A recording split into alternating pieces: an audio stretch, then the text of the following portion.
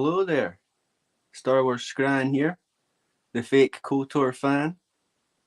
Who have we got in chat? We've got Darth Paws, saying Shatterpoint, why don't you bounce? And we've got Star Wars Luke UK, you can stay. Here, where's my camera at? Hey, that's right, the fake KOTOR fan. How are you guys doing? Good to see you in chat. Oh, Darth Paws has got the banjos out as well. Awesome. Here, wait, I can do this now. Let's get him up on.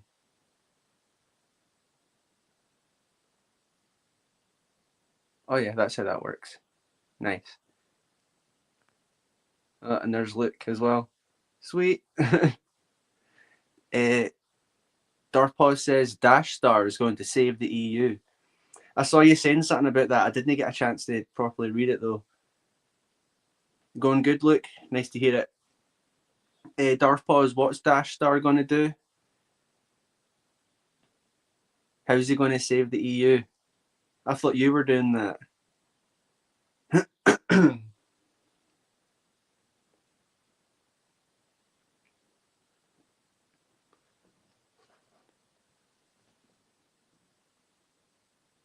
You going to fill us in, Darth Paws?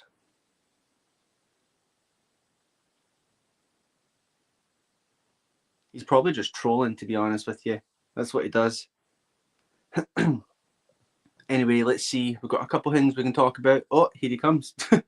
I jumped the gun there. He says Dash made a video talking about why the EU needs to be reinstated. Well, he's one of the people that were all for like bringing EU into the new continuity, wasn't he? I'm not really sure. Like, I don't really know much about him. Like when he's on Theory's stream, like he doesn't really add much to the conversation. So, like he talks about the EU a little bit, but he's kind of like the other two. He doesn't really know what he's talking about. Like when they ask him questions and stuff, he cried over Rebels Thrawn. What, like, did he? Was it when Thrawn was introduced, or when the space whales took him away, and for some reason he didn't die, although the windows were smashed? I'm sure that made real EU fans cry seeing that. The trailer, oh no. Oh, that's rough. Speaking of like, you know, changing things in the EU, I had this for a bit later in the script, but here, let's see.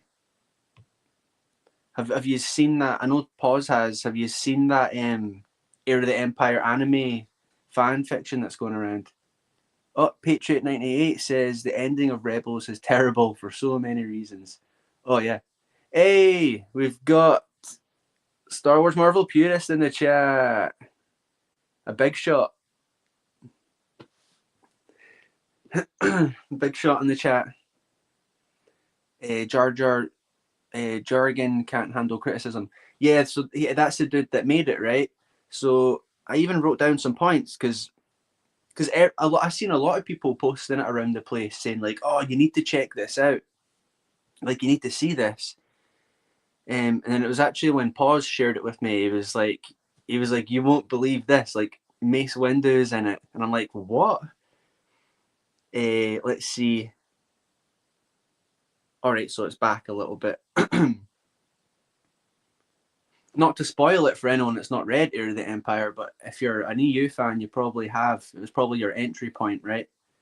The character of Juris Sabayoth, this fan fiction has replaced him with Mace Windu.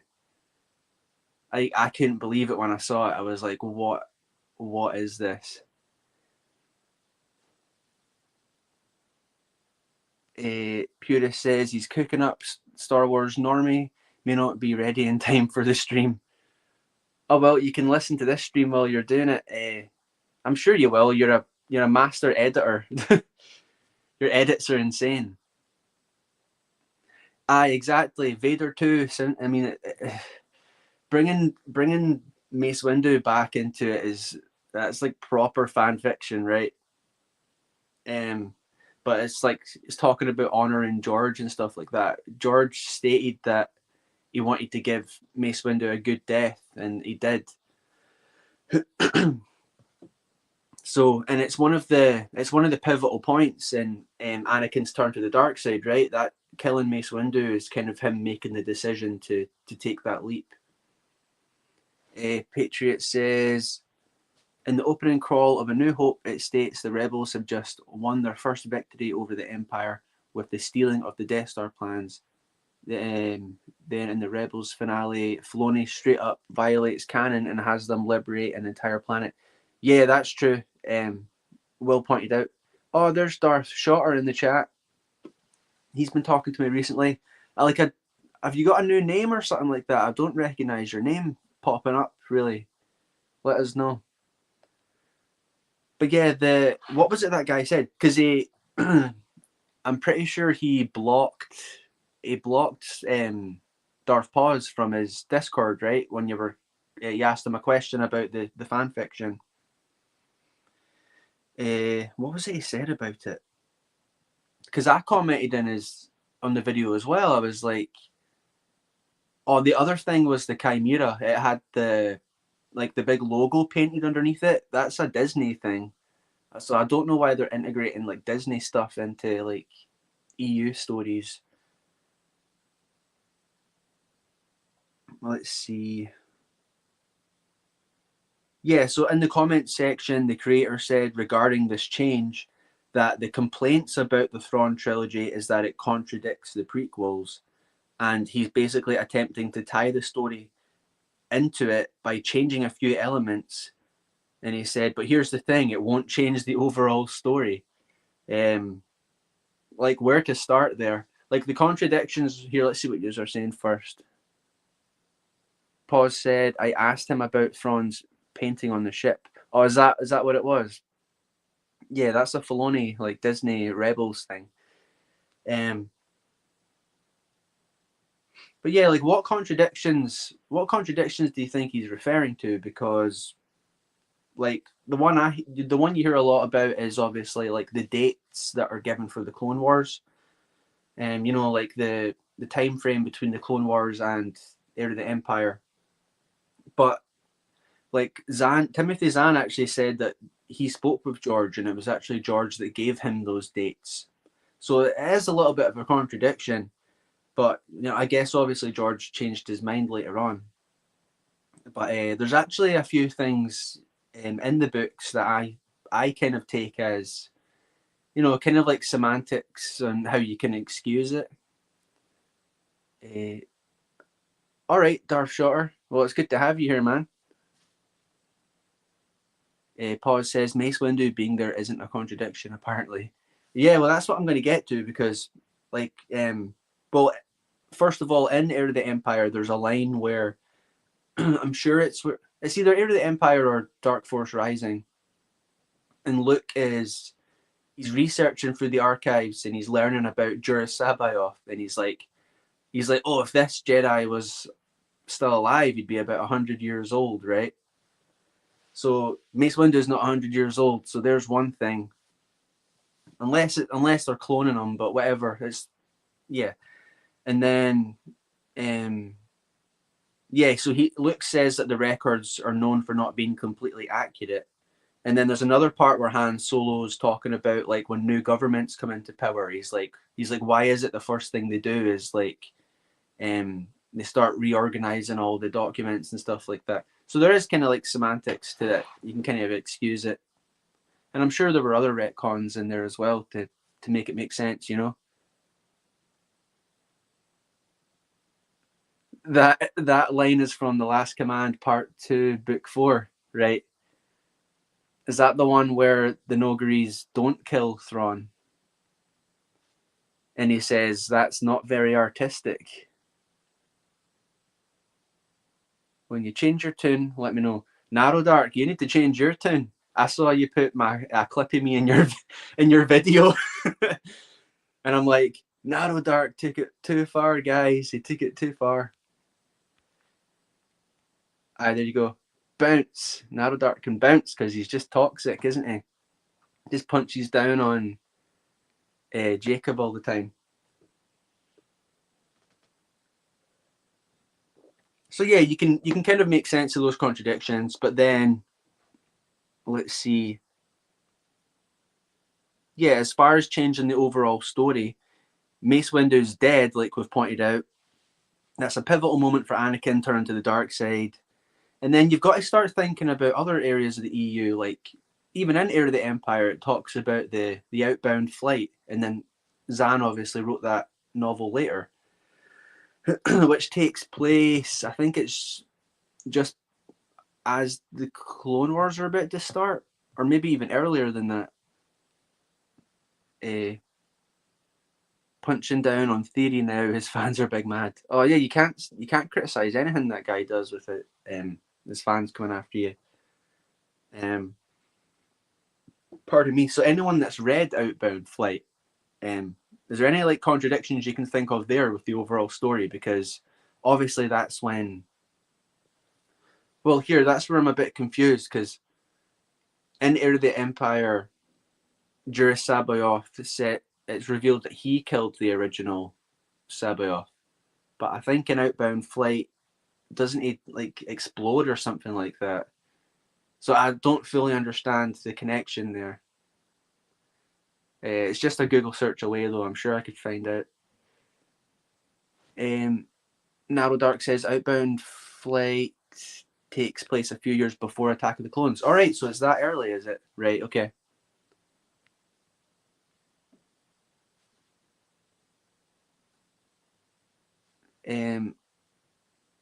Pause hasn't read it because he's a fake fan. Darth Shotter says, "What rating out of 10 do you give to the Darth Plagueis novel?" You'd give it a 9. Yeah, yeah, it's pretty up there. It's top 5 for sure. I'd give it a 9 or. I'd give it a 9 only because it has a couple of like Clone Wars references in there, like the TCW with like Darth Maul being like Dathomirian and stuff like that. I didn't really like how they felt like you had to connect that. Hey, Nasal Servant Arc's here. Dark greetings, Scran. Good to see you, man. And we have, I'll get you up on screen just because I can. Here you go. And then we've got Martial Arts Legends. What's your favorite Clone Wars 2003 episode? Mine is Anakin versus Asajj and Anakin becoming knighted. Yeah, those are both great. The Asajj Ventress one's really good. I really like the one with Barra Sophie and her master. She's forging her lightsaber, and then all those like droids come and attack them, and then it's Yoda and Padme that go and rescue them. I like that one a lot. And the one with,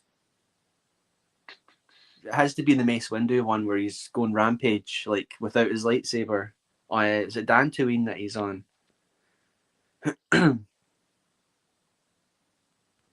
loads of good ones. Narrow Dark says, "Oh, there's Fabian of many interests. Hello there. Good to see you, man." Pause. It can't be a 10 out of 10 because for the reasons I stated, there's TCW references in there. You fake fan. Nasal only just started. It'll be a day or two before I can listen to more. I do it at work. All right, okay. Plagueis? Was it the Plagueis question? Sorry. All right, Narrow Dark's letting us know. So Clone Sabayoth killed the previous Guardian of Tantis, not the OG Sabayoth. Ah, right, that makes more sense. I remember reading that and thinking like, "Whoa, that's crazy! Like he killed the OG." So it was just another Guardian. Okay. I've done lore videos in that as well. I'm going to get exposed for that.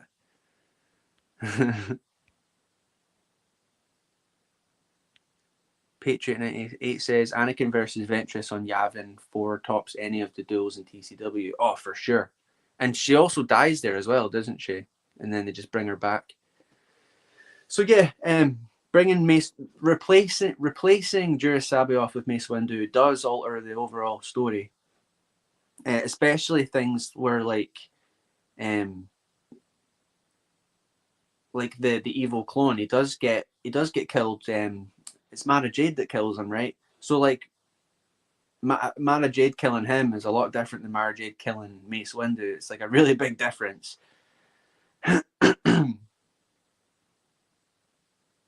Or like even Luke Skywalker coming into contact with someone like that who was like integral to like his father's like betrayal and fall to the dark side. You know what I mean? And it's like, so they're trying to connect this one story to the overall Star Wars, but it's like it all already is integral to Star Wars. Like the Heir of the Empire kicked off the kind of, well, the continuity as we know it today, like really focused on maintaining that. Oh, we've got Dan Blackroyd. Are you speaking English? He says, are you speaking English? The words sound English, but they don't make any sense. Probably some weird space language. Aye, that's right. It's Gaelic, minus the first half of the word. That's Biggles territory, right? Is that? But yeah, so I didn't understand that. It wasn't even in the description either. It feels like he added that in just to kind of push back against all the criticism he was getting. But I really think when it comes to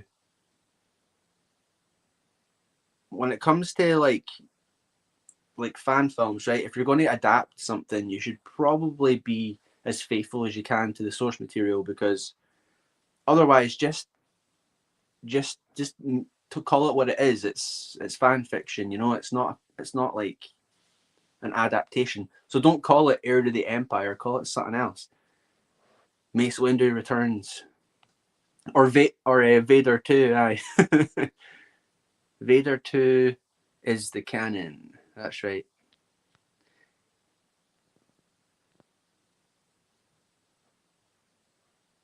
Darth Shotter, can't wait for Vader 2. I think you're joking. I think you're joking on that one.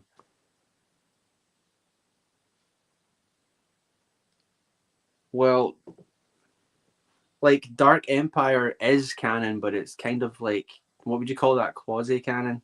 It just finishes the. I say this every stream because it makes me sound smart. It concludes the original Marvel run of Star Wars comics.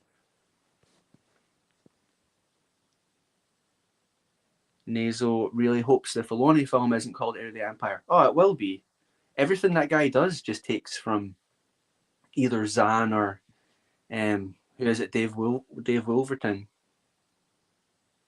Hey, we've got Decrepit peeking in. Good to see you, man. You're probably at work. I hope you're having a good day. I guess pause is insinuating that you bounce like a banjo. I've not got my guitar here today. Sorry, my banjo. Are you all been adding to the banjo fund so I can start playing some banjo for you? But yeah, so be faithful to the source material when you're making adaptations, and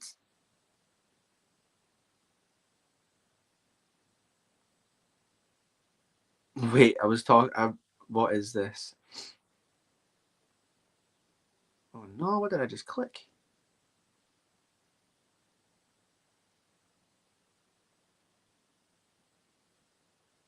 Oh yeah, it's like the Vader 2 one. Like that's like the most expensive fan fiction I've ever heard. What is it, like over a million Canadian bucks or something for this thing?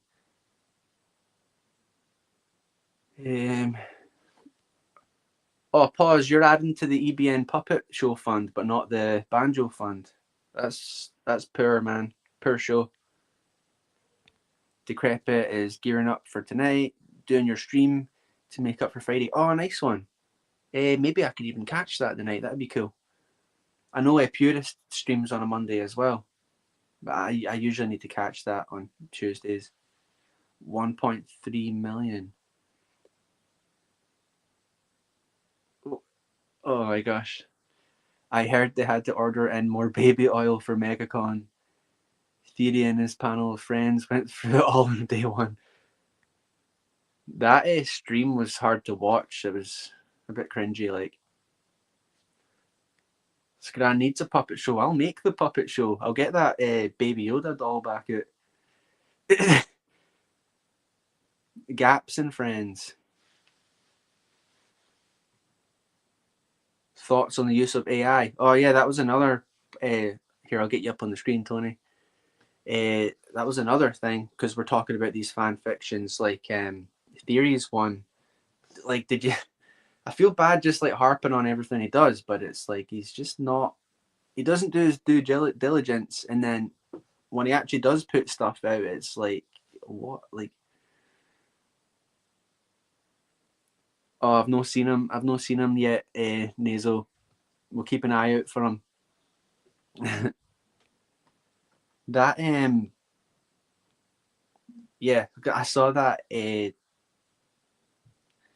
that AI one he did. Like, didn't he do one before? But he was saying that it wasn't AI. Like, I don't quite understand what it is. Then is it like, is it just like photographs or something? Like, it was really kind of jarring to watch. Like the animation, I think, is kind of creepy. It's like nightmare material. Um,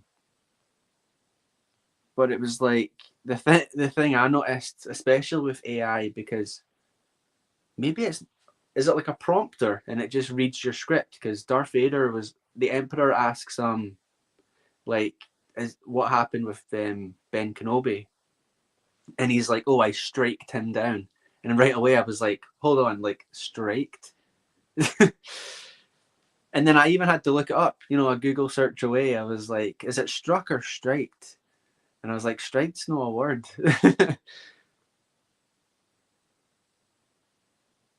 And then the Emperor's voice as well, that was kind of hard to listen to. And then the last thing was like Leia, like she looked weird. Wait, it's pronounced AI, and I've been calling it Al this whole time. I don't know what that's supposed to stand for. Artificial. Oh, who knows? Who knows? I was saying to Greg Hates Everything that like I'm really glad that the Final Frontier, like Star Trek, doesn't have AI in it, and he's like, well, you might change your mind once you watch it, but I have to say I enjoyed Star Trek 5 more than Star Trek 4, which is insane, and I'll probably get an earful for it. Wait, artificial Lucas, I'm building a new George. That's brilliant. Well, the thing is, Dan Blackroyd, he only made the one movie, so, and now he's too old to make sequels. So if you can make an AI George, maybe he'll make episodes 2 and 3 and so forth. And you can make a Marsha to save it all in the end. And then she can retire right after and never do anything again. I striked him down. Cheers, Narrow Dark. Yeah, I was hoping I wouldn't regret saying that. Oh, Silver Ogre's here. Good to see you, man. A staple in the Star Wars community. I didn't recognise you because you didn't send a wee coffee cup like you usually do. Is that just for calf chat? Aye.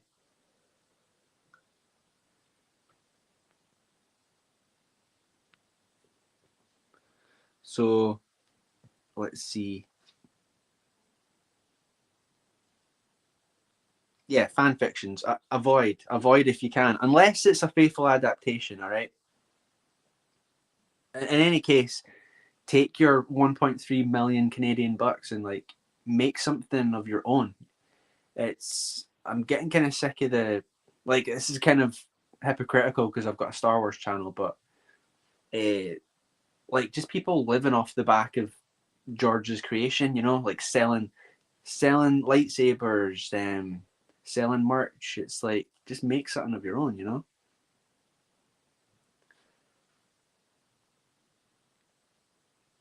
Oh, all right, Silver Ogre. I get you.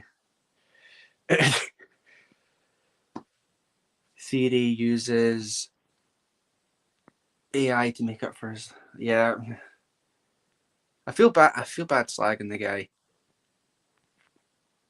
but doesn't do himself any favors. Which one?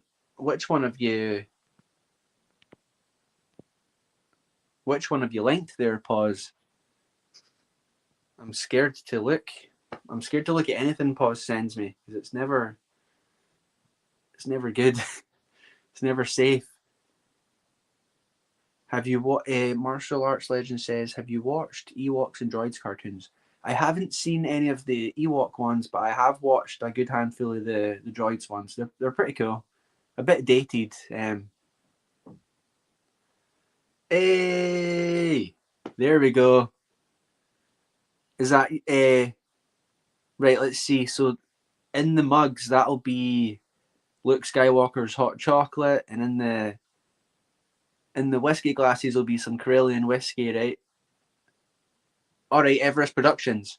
Well, I'll have you know that Star Wars Theory actually made him what he is because he called him out that one time. It has nothing to do with his own hard work. He put the Plagueis one by Everest. Everyone should go. All right, yeah, yeah. I haven't actually watched it yet. I know Theory's meant to be making a Plagueis one as well. Pardon me. But anyway, did you hear? Oh, there was an X-wing fan film, but it felt like a merger between the final battles in Wedgie's Gamble and the Kratos trap. Trap. I can't even speak. Vader one. Pause. I think you should do like an EFAP video on Vader one. You could even get a panel. Like I'll come on there.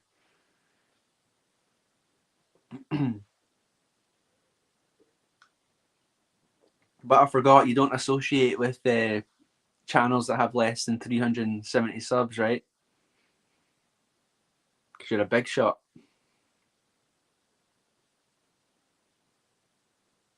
Did you have you seen everyone talking about? Oh wait, let's see what he's saying first. I'm going to do it soon enough. Definitely a panel. I'll have you on. Oh, nice one, man. Cheers. That'll be fun. Uh, I mean, hopefully I've completed KOTOR before then, and we can do that stream because I'm looking forward to that. Like I really want to talk about it, but I haven't completed it yet. Like it's so good. I'm also doing a stream with my buddy Ezra. He does a lot of like playthroughs for like the old PlayStation 1 Phantom Menace game, and that's like the game I grew up with. So I think me and him were going to jump on a hangout stream and just talk about the game for a bit. That'd be really cool. It's wait, where'd it go? A Karelian single malt needs to be a real thing. Oh, for sure. Hey, if my channel ever gets a bit bigger, that could be my merch. You know, some Karelian Scotch. That'd be cool. Is that beer? Yeah, yeah. It's Romulan ale. Nah, just kidding. It's just beer.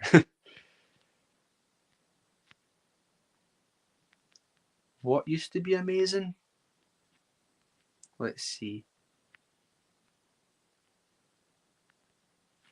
Nazo says, EFAC.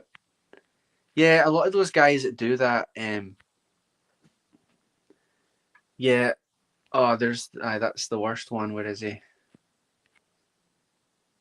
The original Star Wars game. That's right.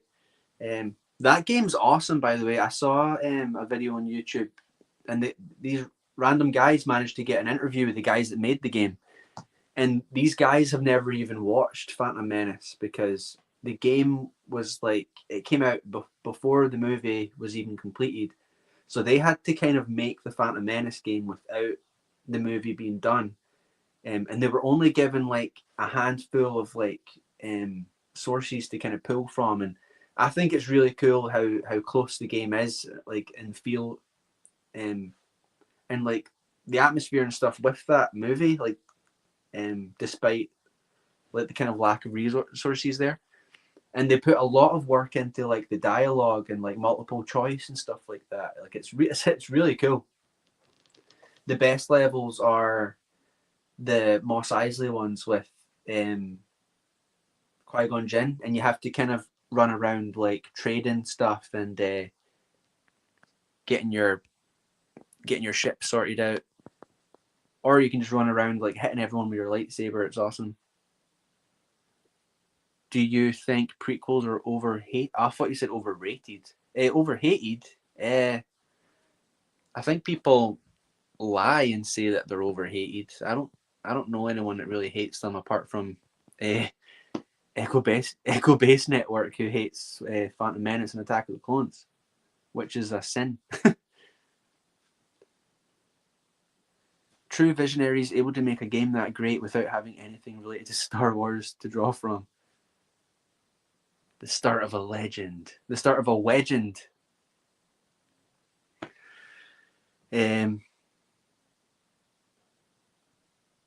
Yeah, I watched a bit of EBN's like Star Wars versus Star Trek video today, and to be fair, like it kind of made sense up to a point, and then I knew, like I was waiting for it as soon as he got to Phantom Menace. It was like because he was doing it in release order, so he was like, oh, like Phantom Menace isn't as good as The Voyage Home.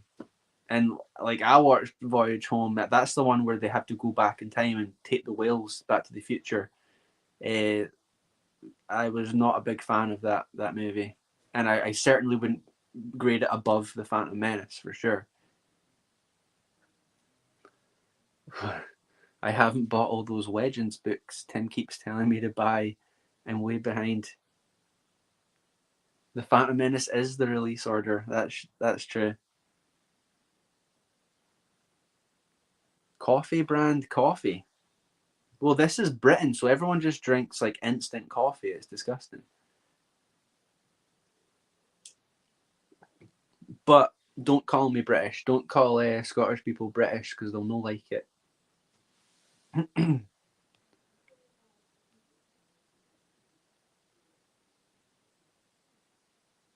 While we're on EBN, did you see that?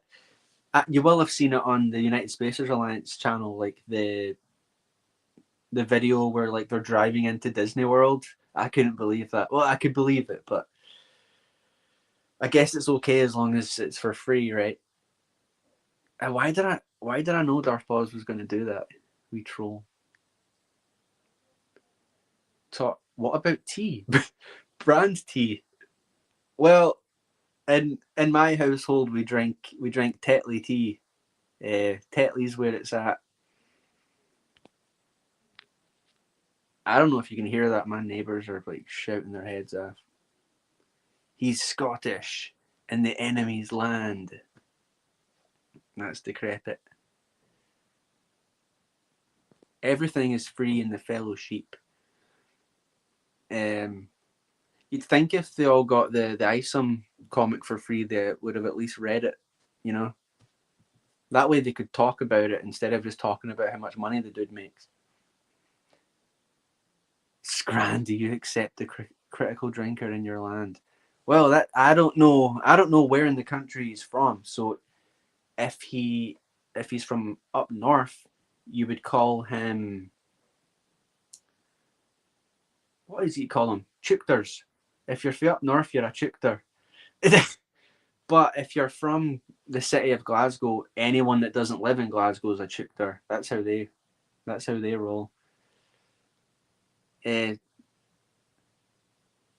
don't know. I don't like the way, like, because I watched a few of his videos like when he first kind of started. I wasn't really a fan of like the fake like drunk, like, oh, this movie's crap. Oh, they can't even act, and the pacing, man. Oh, the pacing's bad. Like, and I'm not into that.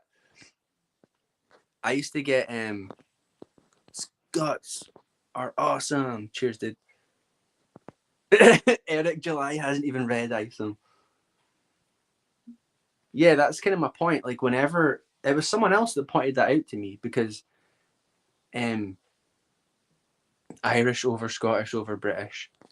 Ah, that's fair. Like even my wife's from America and she prefers the Irish. So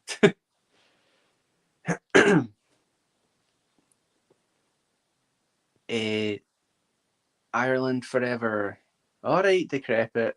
All right, I see how it is, guys.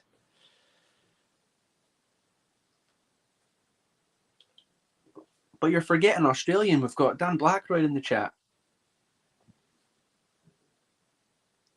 The best Scottish person is good old William Wallace. Eh? But the funny thing about Mel Gibson is he's an Australian who he was an Australian who was pretending to be American, who was pretending to be Scottish, and then in that here I'll tell you something about some trivia about Braveheart. Right, there's a really famous because when I was at school, you learn about this stuff. It's called Scottish independence, right? Which we don't have. Well, I don't really care about that stuff, but there's the battle of Stirling Bridge, and there was a really strategic point in this battle because you've got Stirling Castle, and then the hill where if you look it up you'll see the Wallace Monument. It's there nowadays. The hill that it's on, that's where William Wallace and Andrew Murray, who the history books don't really talk about, he was actually like the brains, not William Wallace. The English had Stirling Castle, and what they did was they waited for the English army to come down to the bridge, and it was a narrow bridge, so only a few soldiers could get across at a time.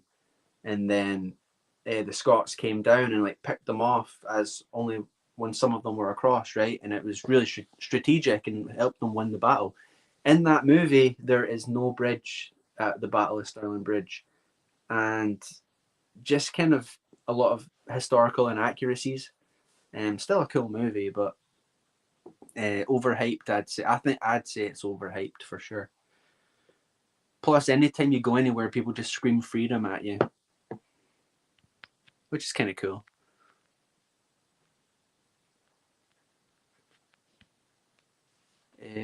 Scots are better because y'all are closer to Nords, in my opinion. Yeah, like I've got Viking blood in my family. My grandparents were from the Shetlands. That's kind of like really that's it's like an island off of Scotland up north, and that's where the Vikings kind of took over.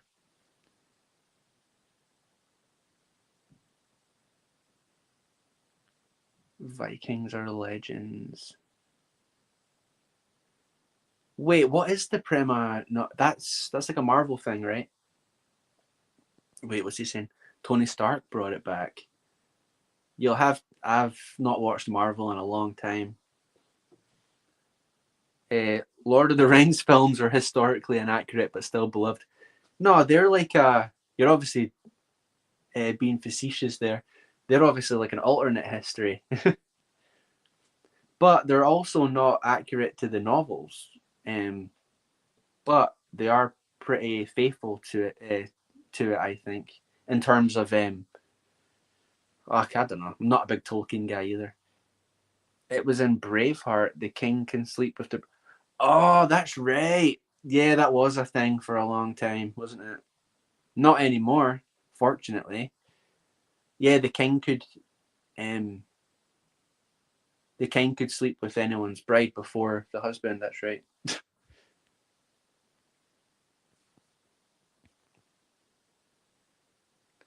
Yeah, Nazo knows it too. What was I thinking it was? I don't know. Dan Blackroyd's always here to embarrass me or make me make me embarrass myself. Oh, there's Steve Kenobi in chat. Good to see you, man. We were just talking about Nords and Vikings, and we've actually one of them turned up. So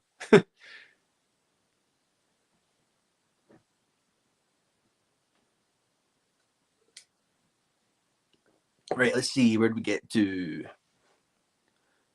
Oh yeah, they went to Disney World, right? Oh, Stieg knows what it is.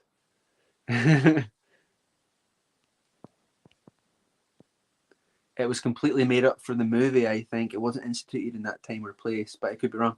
Oh no, that was like a legit. It was a legit thing. Yeah, I mind learning about that in school. Darth Paw says, "I am Scran's channel. I draw the views to Scran's channel. Scran, give me your channel." It's true, Darth Paws. You're the big shot. I just make sure to let you know when I'm going live, so you turn up. What was it? EPN was calling you Darth Kid the Wise.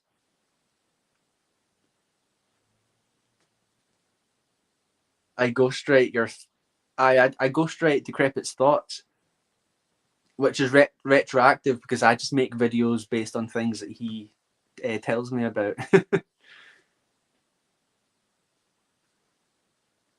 Oh, I get you. No, I don't. I don't believe that happened to William Wallace.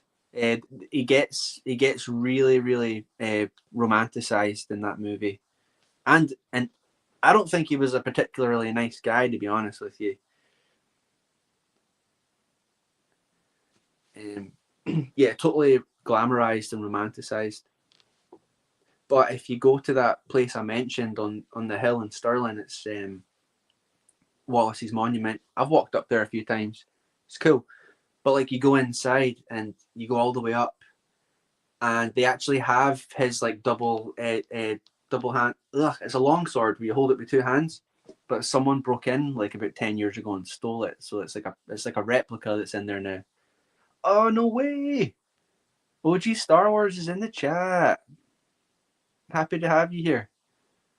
We've got loads of awesome people in the chat tonight.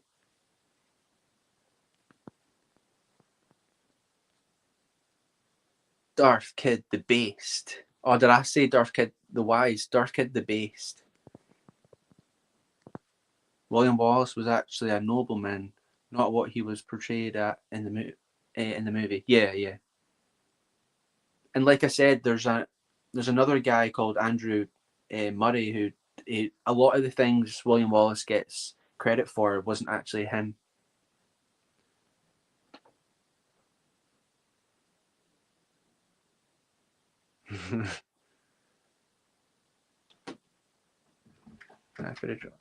Oh,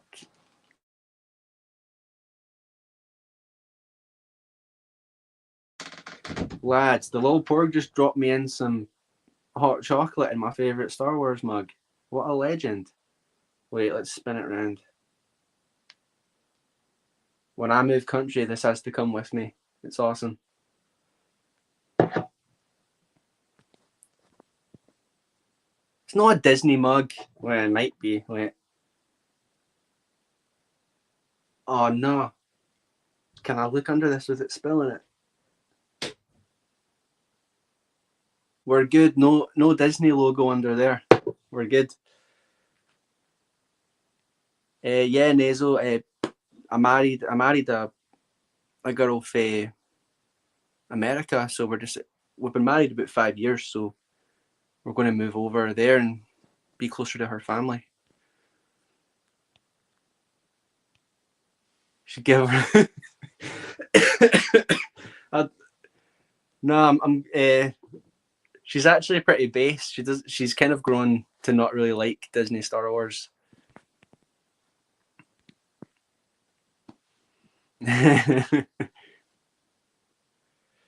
Right, let's see.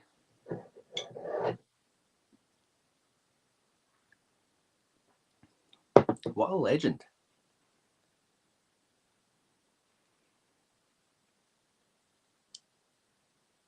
But yeah, so we'll get through this eventually. So yeah, they got that free ticket to Disney World or whatever, and then the excuse is that it's free. But then that's the thing that bugs me. It's these people that are like, they're, it's like what they said to Darth Paw is like, I've done more against Disney than you can dream of, kind of thing. And it's like what are you actually doing? Like you're still paying for Disney Plus. You're going to the parks. Like, what are you doing when you're at the parks? Are you paying for stuff there? You got a free ticket, but are you? Oh, aggravating. And then you call them out, and then it's like you're they don't understand why you're calling them a fence rider or whatever. Captain Keeley says, I should flee to the USA. It's getting crazy here. Well, Keeley, I think it's just the way of the world these days, man. It's pretty bad everywhere, to be honest with you. Yeah, I agree with that, Steve. Nah, I've not got all. All of you have to donate to the banjo fund, and then I'll start playing banjo solos. All right.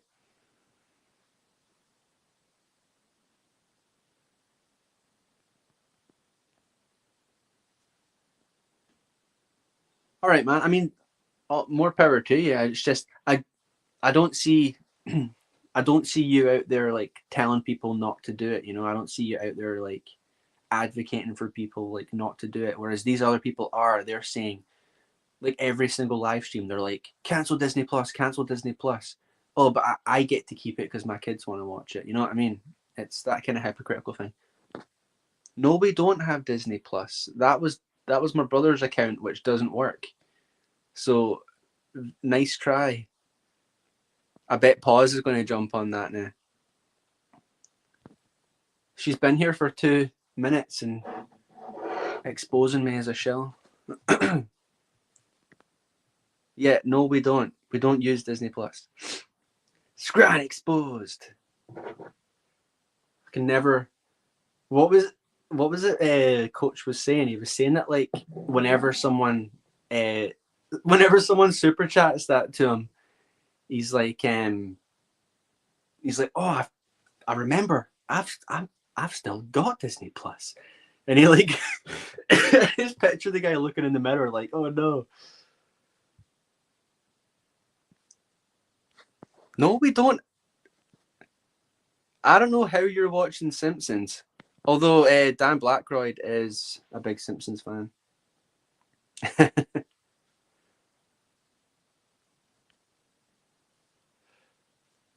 Oh, what has she done? We all wait. We all. I'll come back to you, Steve. We all live in Coach's head.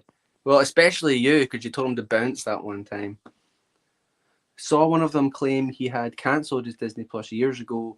Then, when he did a Mandalorian season, uh, something stream, you could see the Disney Plus player when he showed bits from the show. Oh man.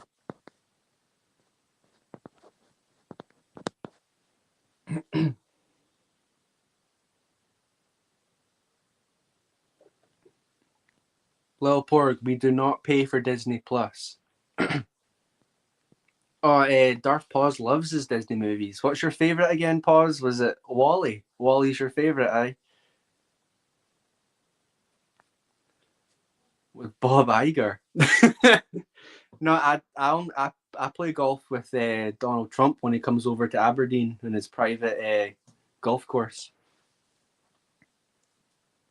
You know, Donald Trump said his golf course here. He banned people from being able to drink Iron Brew because someone spilled it on his carpet, apparently, which is sacrilege. Wally is the correct answer. Darth Treya.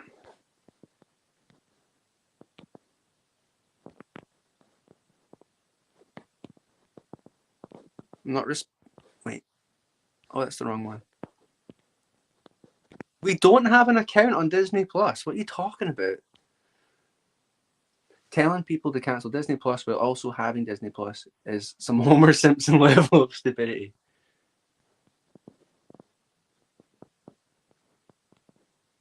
No, it was my brother's account, but it doesn't let you use it anymore. Like it hasn't done. But yeah, I only stopped watching Disney Star Wars after, was it Ahsoka? I stopped watching Disney Star Wars, thankfully. Nina Infinity sails the high seas. Can see she is using VLC player when showing clips. I Narrow Dark. This is an official an official Star Wars theory Vader 2 mug. I got it 2 weeks in advance.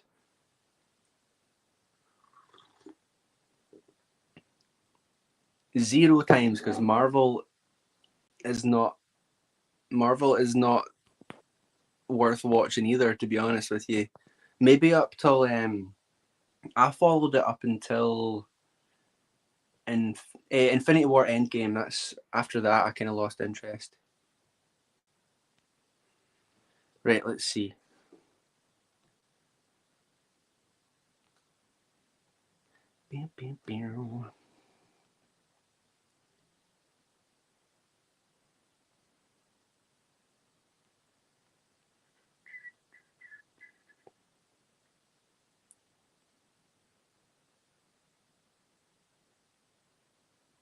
Oh, that's what it was. That's what I wanted to talk about. Did you see the Here, that's what you're saying. Lil Porg is a DC person. That's true. You prefer DC.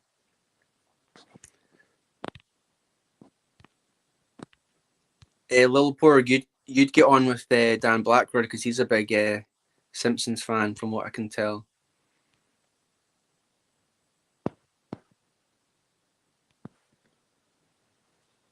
Oh yeah, Decrepit. I watched. I wasn't into the EU at the time, so I watched Force Awakens, and then I really didn't like The Last Jedi, and then I thought Mandalorian was alright, and then Rise of Skywalker was garbage, and then after that it's just like morbid curiosity and wanting to be part of the conversation. That's my excuse that I'll give.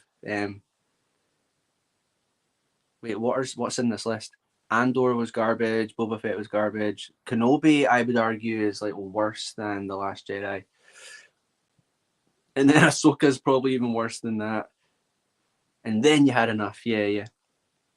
But better late than never, man. I'm glad I don't waste time on that stuff anymore.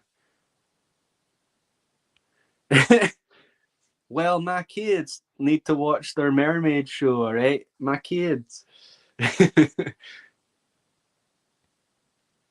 Nasal tapped out after Endgame. Yeah, I think I tell a lie because I watched the first season of Loki when it came out, and then the shows they just weren't where it's at. Wait, is this true? I bought 20 China sabers to fund Vader 2. That's why it doesn't get delayed. It's already like 6 years delayed. What are you talking about?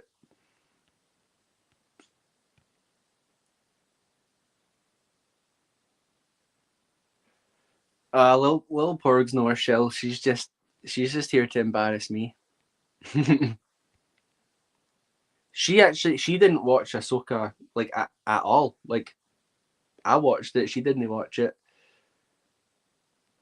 Stieg says Rogue One and Andor actually breaks lore and continuity more than the Last Jedi. Rogue One destroys all logic in the 6 Lucas movies. Yeah, I know what you're referring to. It's like the jump into hyperspace from atmosphere and stuff like that, and the whole thing with, they just chucked Darth Vader in at the end because the movie was that boring. But then it ruins the whole the first few scenes of A New Hope, like totally nerfs like Darth Vader's character. And then Andor, you reminded me, had that ship. Is what's his name? Starsguard, that actor. Luthen, that's who it is. And his ship has these like big lightsaber lasers that come out the side of it, and he starts spinning around and chopping everything up. I'm like, how good would it have been if the rebels had that in like the trench run? You know what I mean? Yes, Little Porg, it ruined the entire plot of Star Wars. Like anything that includes like the world between worlds, like time travel in Star Wars, that's a no-go. But yes, the Stupendous Wave face reveal, right? I didn't know that. Oh, wait. Watching Ahsoka alone, that is some Rhino level Disney chivalry. Yeah, and I didn't even do it. I didn't even have a channel at the time. I wasn't even doing it. I'm just reviewing it, guys. I love Raging Rhino. He's awesome. I love how Raging he gets at like the Mandalorian stuff, like the what's it called, the tracking fobs and stuff like that. It's brilliant. But yeah, like embarrassing to say, like that the Disney shows would come out, and I was like not I didn't I wasn't looking forward to it. I didn't think it was going to be good or anything, but it was just like what are they going to do this time? You know what I mean? No, I do not love episode 8. There is no episode 8. All right, I have to bounce. Everyone, Unlimited Tirade, episode 3 tonight. Scran is the best of us. Not, before you go, man, like that was a lot of fun being on your stream that time. I was absolutely shattered, but if we ever do it again, I'll be more on point, hopefully. But I on a stream with the three of you guys, that it would make anyone look good. You know what I mean? Just kidding, man. Have a good rest of your day, all right? Scran is the worst of us. So it would seem. I've been exposed tonight. Like the thing is, pause. My kids want Disney Plus to watch the crap that they watch. So there's me putting my money where my mouth is. If you don't like it, you can bounce. You can flip and bounce, okay?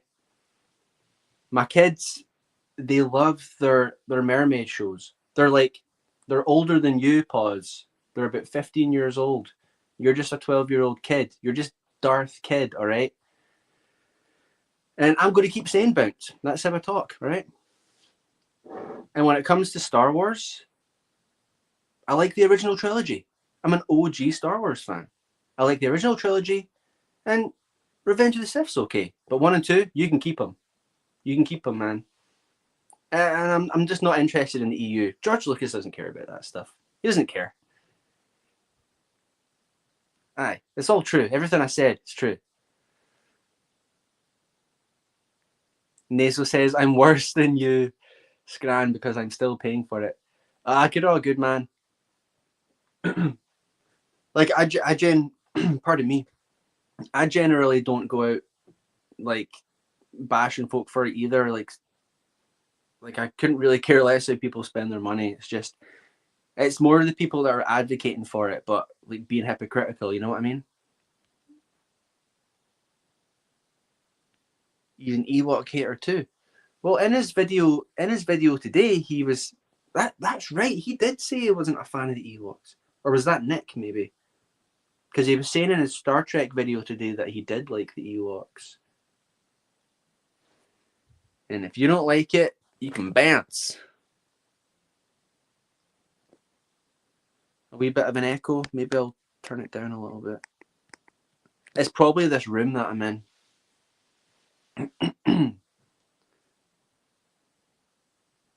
Or are you talking about Echo Base Network? Basic echo chamber networking. All right, so it was Chef. Right, so he's contradicting himself then. Don't spend your money on Disney. Now, excuse me while I go spend money on Disney. Exactly, you've hit the nail on the head. That's basically how it goes. Right, we've got to get through this next segment because this is the stuff that made me laugh the most. So, like that Stupendous Wave guy, he finally did a face reveal, right? But then it turns out he already did one, like, what, in 2016? So, grifting again, as they do on Theory's channel. and he was talking about, let's see what it was. Yeah, playing victim, doing the same grift as Theory. Pardon me. And the whole I got bullied in school because I wasn't it wasn't cool to like Star Wars. I remember being at like, I guess you would call it elementary school here, and we call it primary school. I think it's the same in Australia. Primary school, right?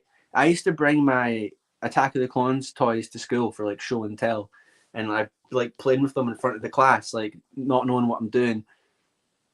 You know, like you squeeze their legs and like the lightsabers like go flying out their hand and stuff. Stupid stuff like that. I brought my stupid toys to school, um, carefree, you know. And I was an anxious kid. Like you couldn't get me to do anything.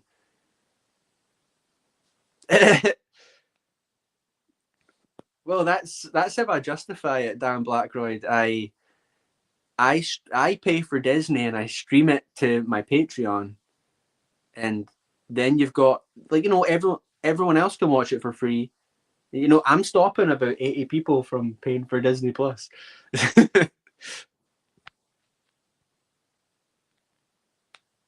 No, I didn't get bullied, and that's the point. That's the point. I was the sit right. These guys. What was my point here? Yeah, it wasn't even just bringing toys to school, right? We would do like school projects. I would every single time. I would like I would do it on Star Wars. I would draw pictures. I would do like nice. Well, they were probably rubbish. I need to go up my mum and dad's attic and get it. I've got like school projects that are like Star Wars, talking about like Qui-Gon Jinn and how to make a lightsaber, and every single time, right? And they're talking about getting bullied for liking Star Wars. Like these guys are like really similar ages to me, right? Um, like I'm 29. They're like in their early 30s or whatever, like similar age group. And dude, I've lost my place. Similar age group. They're about 5 or 6 years older than me, but like it wasn't what I'm getting at. It wasn't uncool to like Star Wars at school. No one really cared. Like all three pre. By the time I got to high school, all three of the prequels are out, and even it wasn't just Star Wars. He was talking about Marvel. Um, Star Wars fans were oppressed. Yeah, I I didn't eat lunch in the stairwell. At my school, you didn't even have to stay in school to eat lunch. You could walk up the town and get something cool for lunch. I got punched in the face at lunch one time, but they thought I was my brother and they punched me instead. That's about the extent of getting bullied at school. And they're like, "Oh, it's you. Well, tell us where your brother is." And I'm like, "No." Someone tries to bully you, yeah, you stick up for yourself or you stay out their way. I fought them with my toy lightsabers, and that's something that would get you bullied if you brought your lightsabers to school. People got thought of as a weirdo if they liked Tolkien a bit, but there was no bullying there either. Yeah, yeah, like you know what kids are like. Their kids are cruel, but not there was you were not get no one cared if you liked Star Wars or Marvel. Marvel in particular, I remember being massive. Like even like kids that weren't into like dorky stuff, they were going to see the Marvel movies.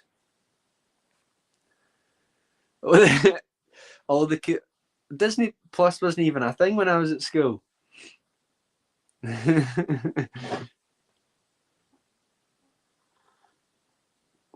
Don't get me wrong, I couldn't wait to get out of there, but um, yeah, Marvel was massive. It wasn't uncool to like Marvel. Normies were going to watch it. Everyone talked about it, um, and like gaming and stuff like that. People loved gaming. It's just this whole nerd culture. It's ironically it's like the nerdy kids were actually kind of the cool kids at school. I thought because They were actually passionate about things and they liked talking about cool stuff. Scran is so young, he comes with an app. Well, pause. I don't think you were bullied enough. I think there's some influencers out there that wishes you were bullied a bit more as a. Well, you're 12 years old, so.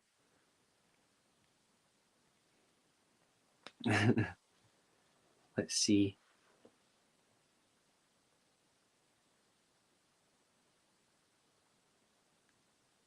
I think he gets enough jip on here to make up for it.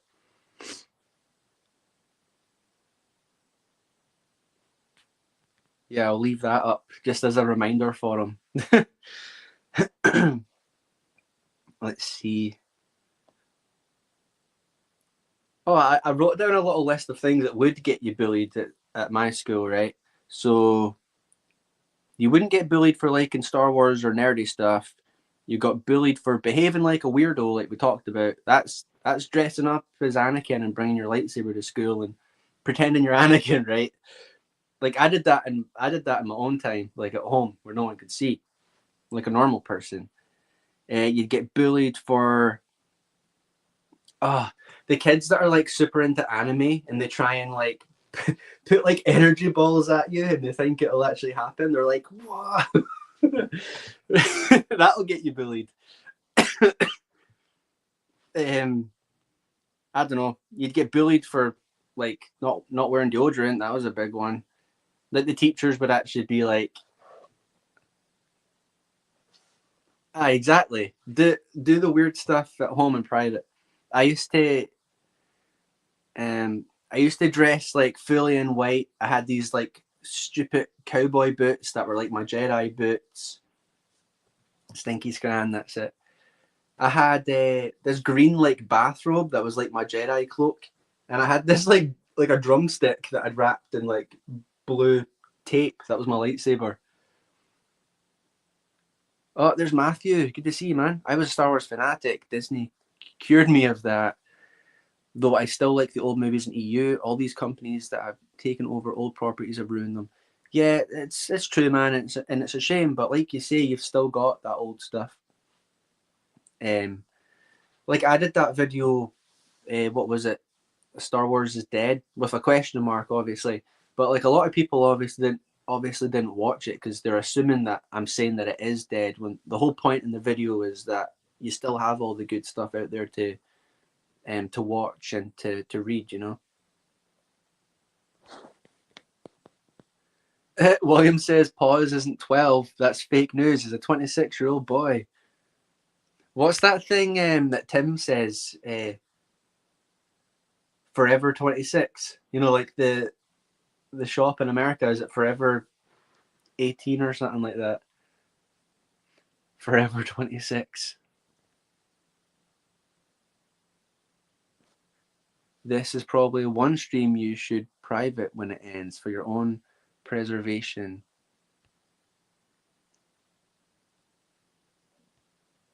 They weren't white boots. They were I still unironically wear cowboy boots. I ain't private in this. Oh, Forever 21, okay. Perks of being married to an American.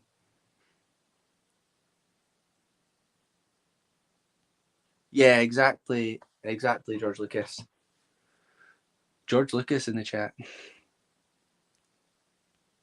And Dan Blackwood as well. I wasn't at high school when I was doing this, just so you know. I probably should have clarified that. Stieg wore a bicycle helmet with a broken piece of a gas mask taped to it, swimming goggles and boxers while playing X-Wing on the PC. Oh, dude, that's cool. My mum saw it and never approved of my gaming ever again. She's like, he's a nerd. Oh no.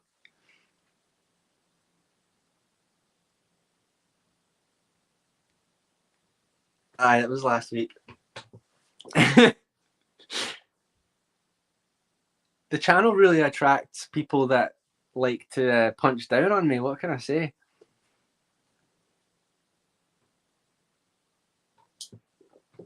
Right. Let's see. We listed off the things that will get you bullied. Oh, I got bullied for like my shoes. Not bullied, but like made fun of.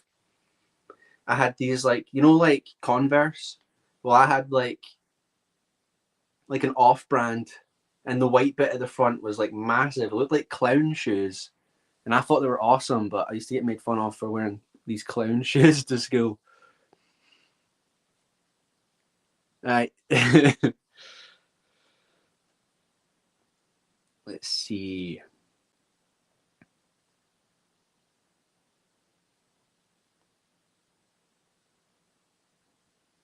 I just wonder, like, to what extent their fandom was if they were getting bullied for it, like, because they've admitted that they weren't in, like, I wasn't into the EU either, but like they've admitted that they didn't read the books, and they only liked the movies, but then it's like they only really liked the prequel movies, so it's like, what were you getting bullied for? Just liking Star Wars? I just do not believe it. Don't believe it. Maybe. Oh, dude, all the Simpsons, all the Simpsons games are good. Simpsons Road Rage, Simpsons Hit and Run. I think Simpsons Hit and Run's maybe one of the best video games ever.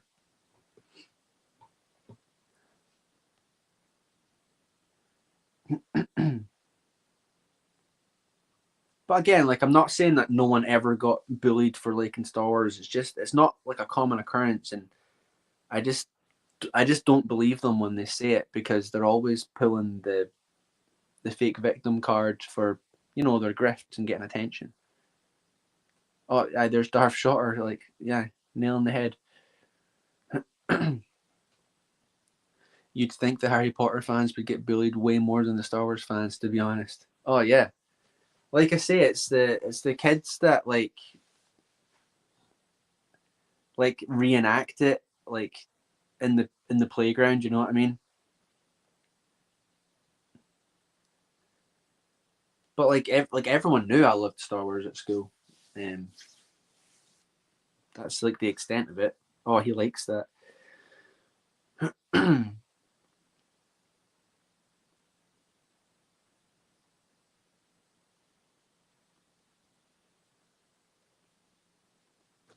Like, especially at a Scottish school, like, if you're going to get bullied for something, that's probably where it's going to happen. Bunch of delinquents.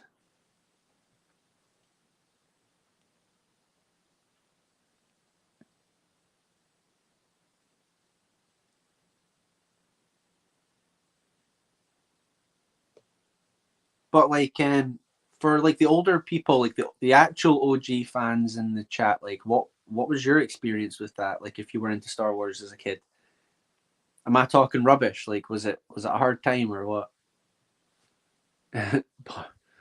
Pause Billy's coach. Yep.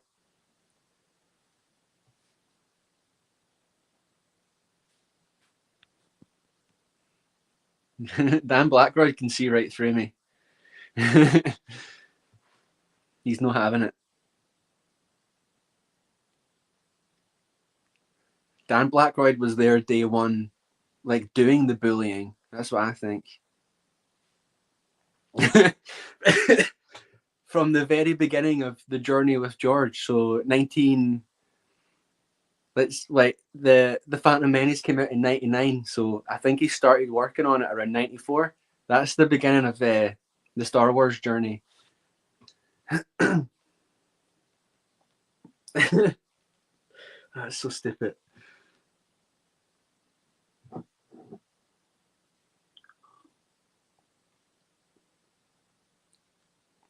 Like, Dan Blackroyd, I cannot believe they decanonized this. I cannot believe they decanonized the Phantom Menace. Like, George Lucas made a movie out of this book.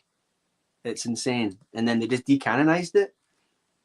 So just his adaptation is canon now. Like, how does that make sense?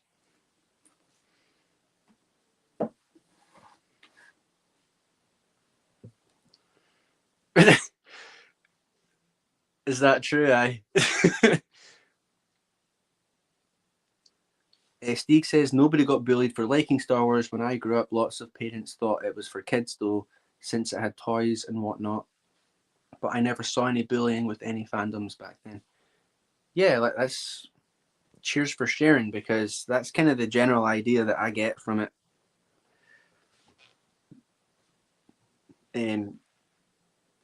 How I would round that out is that you don't get bullied for liking something, you get bullied for the way you behave, probably. And it's not, doesn't mean it's right or anything, it's just how it goes. Ground Zero for Darth Bane is in the Phantom Menace novel. That's right, with input from George as well. Let's see. We've not got much left to cover, and then we shall read chapter 8.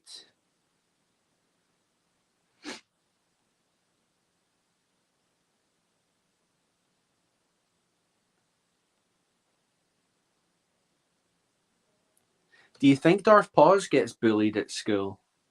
Because like he's always online talking about Star Wars. Is he still in chat? Can you let us know?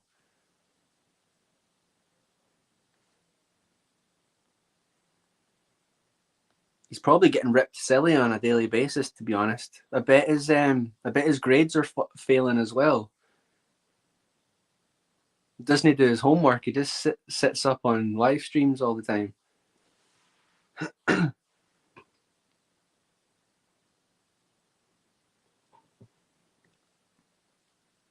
Nazo says Karen Travis and her fans bullied people who didn't like her books.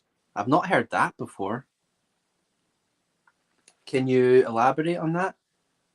The only thing I've not read her books. All I know is that Filoni retconned them all. William says no one got bullied for Star Wars, but eating in a stairwell and listening to the sound of your own words. Yeah, I guess that would.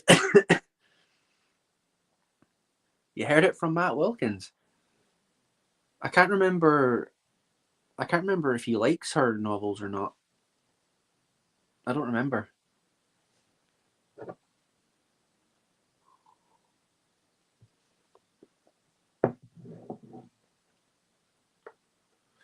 We already talked about the fan animation thing.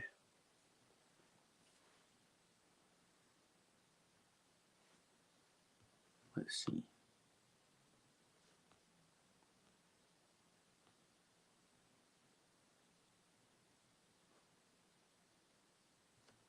Cool, I think we're caught up.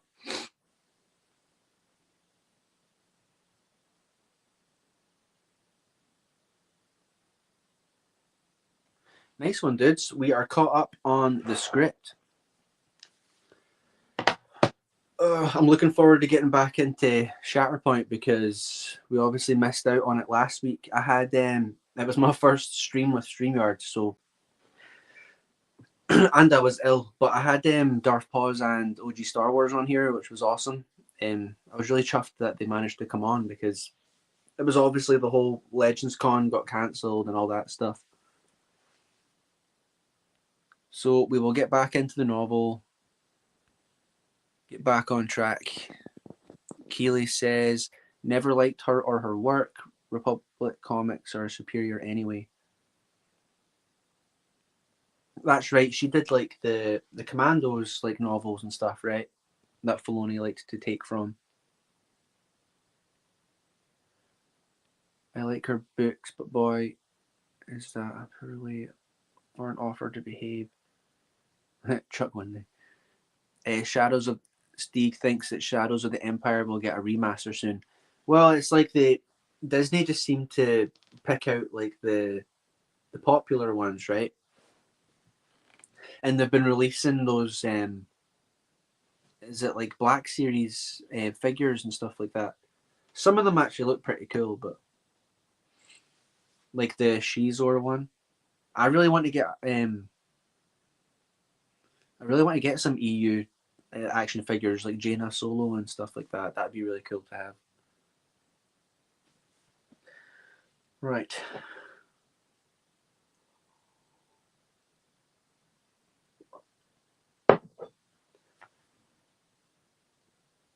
But yeah, if Dan Blackroyd's still in the chat, when I finally reach 400 subs, I'm going to be making a video that I think you'll like. So I'll keep you informed. Wait, Lil Porg is off to watch B movie and go to sleep. Well, have a good night, and I'll see you soon. I hope B movie's finished because I've seen enough B movie for a lifetime.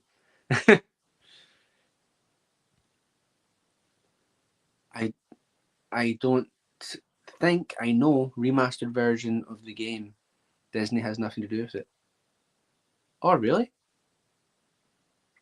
How does that work? Because I have noticed on some of the games that like Disney, there's no like Disney logos or anything on them. I really don't know how that stuff works. We're going to get a remaster from everyone before we get any unabridged audiobooks for Kevin Anderson. Yeah. Oh, wait, OG Star Wars is still here. What about Mace Windu as Sabayoth? Oh, we talked about that. Oh, dude. I was listening to your stream about it at work today.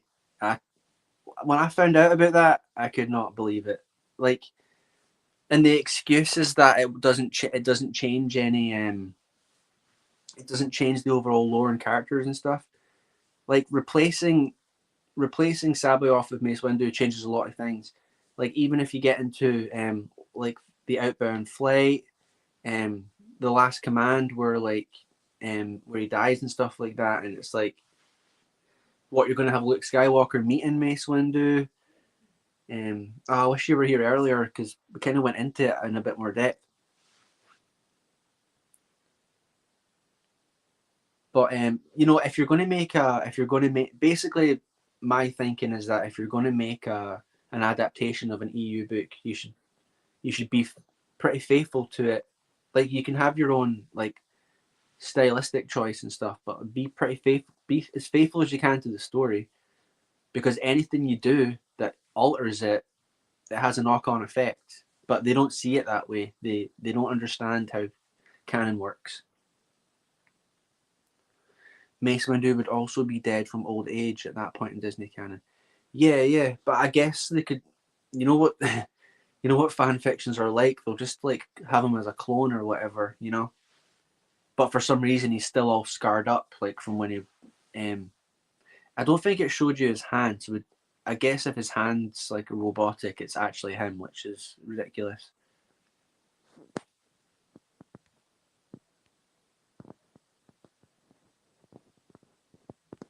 Matthew says, as long as Disney doesn't pay living authors royalties, they don't deserve a penny. Plus, Legends is an insult and an ugly slogan on those books.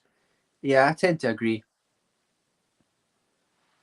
Like, I don't generally like berate people that say it, mainly because I know Matt Wilkins says it, and like I can clearly see that he's like a really big Star Wars fan, like one of the biggest Star Wars fans I've ever encountered. And like I'm personally not going to use it, but like I'm relatively new to the EU as well, so who am I to go around like telling people what to do?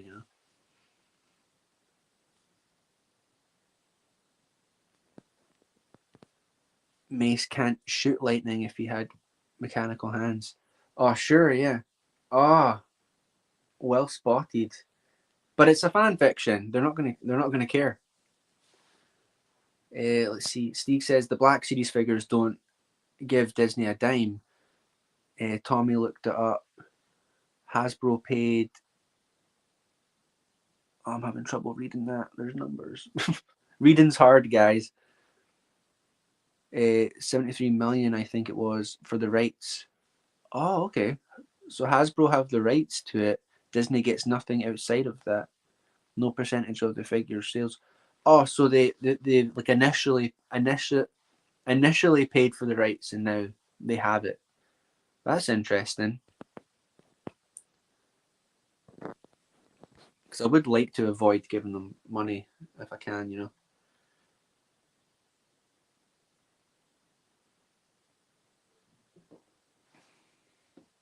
Right. This is where I know I've got to read for like an hour. OG says they still get money.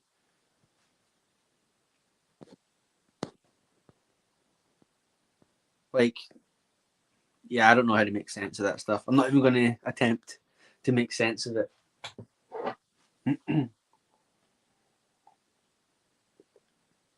Right, folks. I've taken up enough of your time. We should get into the book.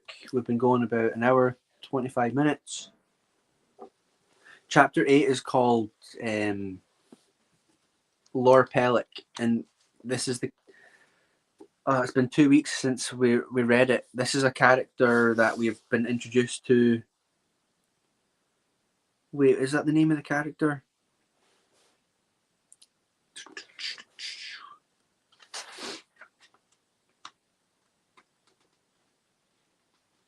I usually like to summarize this, but we had a bit of an issue before the stream, so.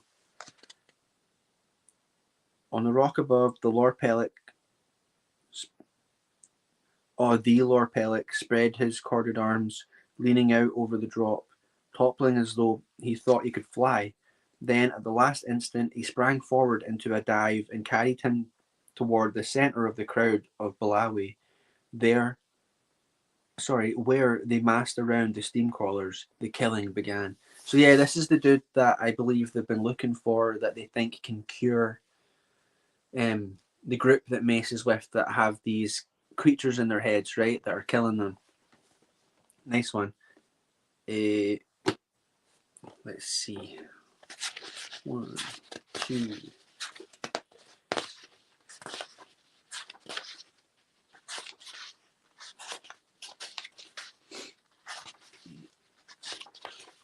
Nice one. We've got 9 pages, so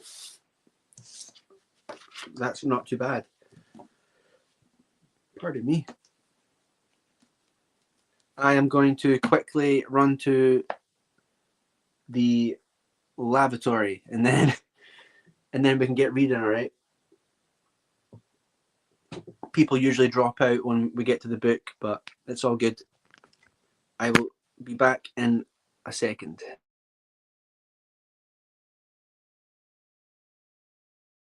Oh, and make sure you just go grab your novels, because you can follow along. All right.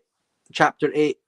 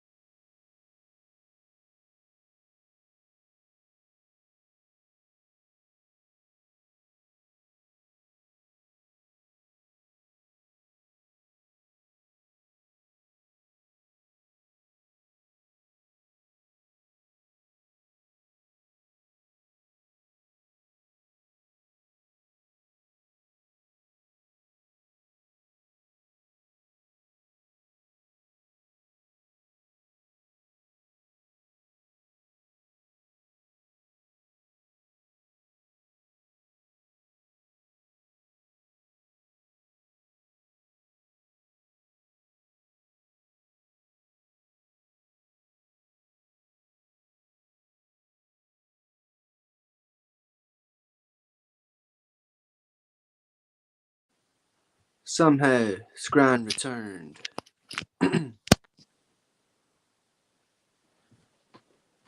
Righty ho. Let's see what these are saying real quick before we get into it. Steak saw the contract. Hasbro pay for the licensing. Hasbro product produces, sells, and gets all the income from the sales. The sales are also not good. Hasbro is struggling. Oh, really?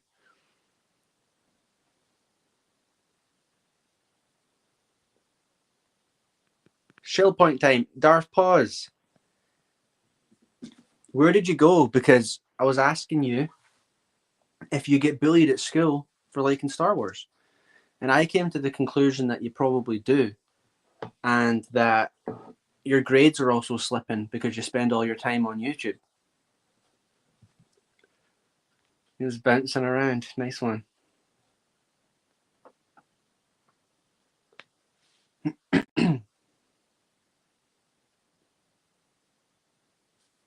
So I guess Disney get the initial kind of licensing fee or whatever.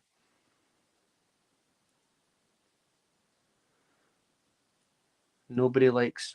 Oh yeah. So pause. That was the other question. Like, you're still at school, right? Like, what is the kind of general consensus of like new Star Wars stuff? Like, do kids, do we 12-year-olds talk about that stuff at school? I can't get bullied for something I don't talk about, or you can't talk about. Is that because you're a fake fan and you don't know anything about Star Wars?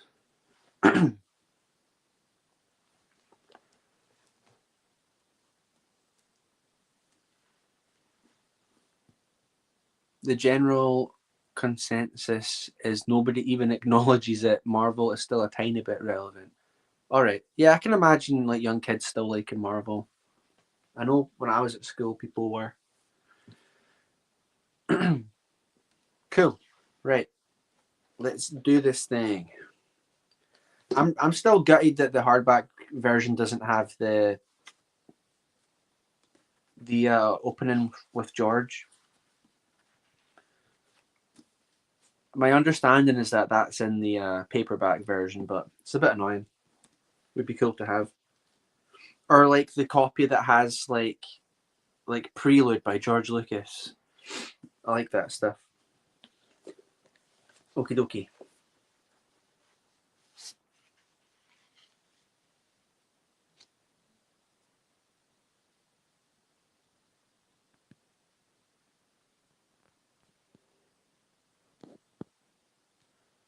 Weird when female Disney shows claim they got bullied for liking Star Wars. Makes no sense. If guys weren't bullied, women would certainly not be either.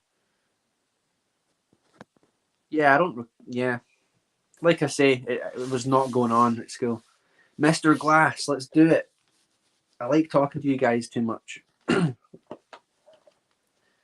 Hopefully, you can stay around. If not, you can maybe catch the replay, or it's all good. The Karunai waded in without waiting for Vaster to land. They sprang among the mass of Balawi and sprung those teardrop shields in short, vicious arcs, angled flat as though to cut with their edges. And cut they did. Their sizzling edges bit through blasters with tooth-grinding squeals. They slashed through flesh with a meaty squelch, and the blood on them shivered to mist. Scarlet clouds trailed them like smoke. Mace saw a man cut in half, and the shield came out his other side, still shining like an ultrachrome mirror, shining like a vibro axe. Vaster touched down in the middle of the compound and rolled out of his fall without slowing. He slashed into an inhumanly fast sprint toward the very steamcrawler atop which Mace lay. Vaster's sprint became a headlong dive that carried him, sliding between the treads. The steamcrawler's armor hummed under Mace's hands, and a harsher squeal joined the chorus of snarling shields. He had to bite back an obscenity he'd learned from Nick. Vaster was cutting through the crawler's undercarriage. Had he stolen the dark dream right out of Mace's head? Mace popped to his feet, and both his lightsabers hummed to life. So, oh, that's right. He's still got Bell. He's got Bell. What's her name? Bella Bleeba's lightsaber. That's it. He felt vaster in the Force, a torch that flared with darkness. He was almost through the undercarriage. Once inside, he'd be loose among the wounded. The Force showed him how he wounded men, and women inside the crawler had already pressed themselves away from the shining blades that sliced upward from below. Mace decided it was time he introduced himself to the Lord Pelek.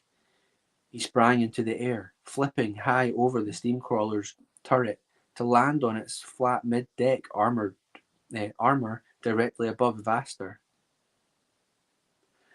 A twitch of the force reversed his grips so that the lightsaber's blades projected downwards from his fists.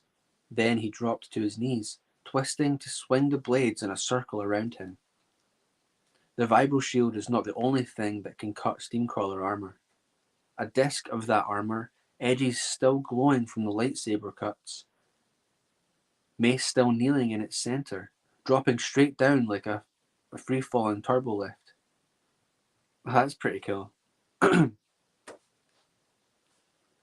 Mace heard one explosive obscenity from below before he and the disc of armor flattened Carvaster like a fusion-powered pile driver.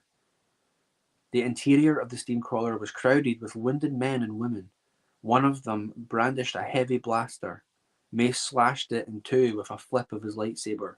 "No shooting," he said, and the force made his words into a command that sent several other blasters clattering to the floor.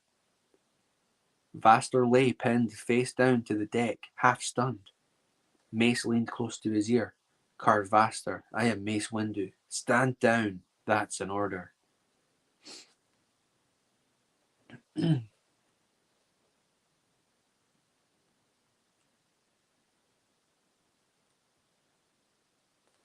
A twitch of the force was the only warning, but for Mace it was more than he needed. He threw himself into a backflip a quarter of a second before the disc of armor slammed upward to smash against the ceiling with a deafening clank. Before it could fall again, Vaster was on his feet. Then, as the disc dropped, an ultrachrome flame licked through it, slicing it in half. The pieces rattled back down through the hole Vaster had cut in the undercarriage. Vaster faced Mace across the hole. Darkness pulsed at Mace through the force, but on the Lord Pelek's face was not anger, but instead inhuman focus, a primal ferocity like a crate dragon surprised over the corpse of a bantha. The way he had shrugged Mace off, the slicing of the armor disc, a predator's dominance display. He raised his shield-clad hands in salute and rumbled something in a language that Mace didn't recognize. It didn't even sound like language at all, more like the growls and snarls of jungle beasts. But as Vaster spoke, some power of the Lord Pelek's unfurled his meaning inside Mace's mind. "Mace Windu," the Lord Pelek had said, "an honor. Why do you interfere in my kill?" "There is no kill," Mace said. "Do you understand me? No kill. No more killing." Vaster's smile was disbelieving. "No? Then what do you propose? Shall we lay down our arms?" He beckoned invitingly with one sizzling shield. "You first." The zings of blaster ricochets and the roar of steamcrawler turret guns came clearly through the gaps in the crawler's armor. "No unnecessary killing," Mace amended. "No more massacres." Vaster's response had a quality of animal directness, straightforward and uncomplicated. "Massacres are necessary. Dos Halo. You and I are not Dos Chalet." Mace angled his lightsaber in a defensive X. "You are no clan brother of mine." Vaster shrugged. "Where are Besh and Chalk?" "In the bunker," Mace answered without blinking, his mind still whirling around the concept of a necessary massacre. Vaster swept the wounded men and women in the steamcrawler's cabin with a contemptuous glare. "These will keep. This hello. They cannot escape. Follow me." With a rush of the force, he sprang straight upward through the hole Mace had cut. That same rush of the force tugged at Mace's will, inclining him to follow without thinking. But he understood now the power of this place, and of Vaster himself.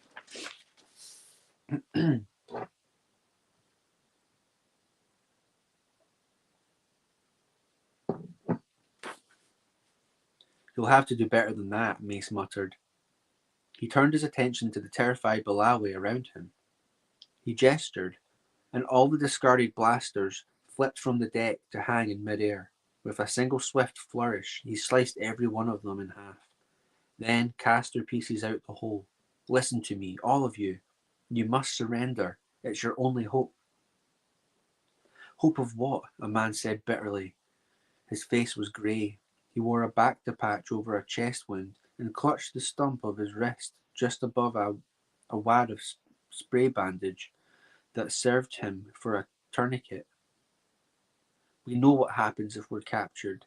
Not this time, Mace said. If you fight, they will kill you. If you surrender, I can keep you alive, and I will. We're supposed to just take your word for it?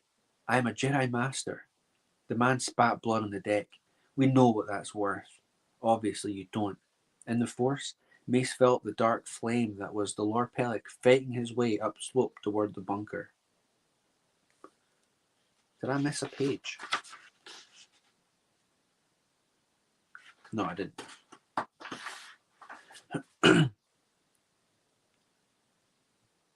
Toward the bunker. Where is it? For an instant, he was almost grateful. He'd be happy to leave the defence of Chalk and Besh in Vaster's hands. But then he remembered the children. The children were still inside, where Vaster was going. Massacres are necessary. I won't argue. Mace moved to the rim of the hole Vaster had cut and looked up through the one he'd cut himself. Judging his clearance, fight to a sure death or surrender to a hope of life. The choice is yours, he said, and threw himself upward into the burning night. The whole compound was on fire. Choking black smoke swirled above blazing lakes of flame projector fuel. Blaster bolts flashed through every angle. Their bursts are a rhythmic drumbeat under the howling chorus of the Kurin shield weapons. Vaster bounded up the slope toward the bunker in erratic zigzagging leaps, his shields flashing, catching stray bolts, carving metal, slashing flesh. Mace dived from the top of the steamcrawler, flipped it in the air, and hit the ground running. His blades wove a green and purple corona of power that splintered blaster fire into the sky. A knot of Balawi huddled on their knees a few meters to the left of Mace's path, their hands finger-laced on the back of their heads. Eyes closed against the horror around them, they screamed for a mercy to a gore-smeared Karun, whose face held nothing human. The Karun raised twin shields, shrilling over his head. The Karun raised twin shields shrilling over his head, and with a roar of dark exultation, he plunged them toward defenseless necks. But before he could land the blow, the sole of a boot slammed his spine so hard that he flipped completely over and landed on his head. The Karun sprang to his feet, unhurt and raging. Kick me. Gonna die, you. Gonna die. He stopped because to move another centimetre would have brought his nose in contact with the rock-steady purple lightsaber blade poised in front of his face. At the other end of the blade stood Mace Windu. Yes, I will, he said, but not today. The Karun's expression curdled like sour grasser milk. Must be the Windu Jedi, you, he said in Karun, Deppa's sire. The word gave Mace a twinge. In Karun, sire could mean either master or father, or both. He spoke in his rusty Karun. Don't kill not fighters, you. Kill not fighters, and you die. The Karun snorted. Talk like a Balawi, you. He spat in basic. Don't take your orders, I. Mace twitched his lightsaber. The Karun's eyes flickered. Mace returned to basic as well. If you want to live, believe what I say. What happens to them will happen to you. Tell it to Carvaster, the Karun sneered. I intend to. Before the Karun could reply, Mace whirled and sprang for the bunker door. Mace didn't trouble didn't trouble with the distractions that had made Vaster's path jag like a bolt of lightning. He went straight for the door's shattered gape, as though launching from a cannon. He reached it only steps behind the larger man, and froze. Froze despite the chilling whine of those teardrop shields, despite Vaster's rumbling snarl like the hunting cough of a hungry vine cat, despite a sound Mace could no more ignore than he could reverse the rotation of the planet, the shrieks of children screaming in terror.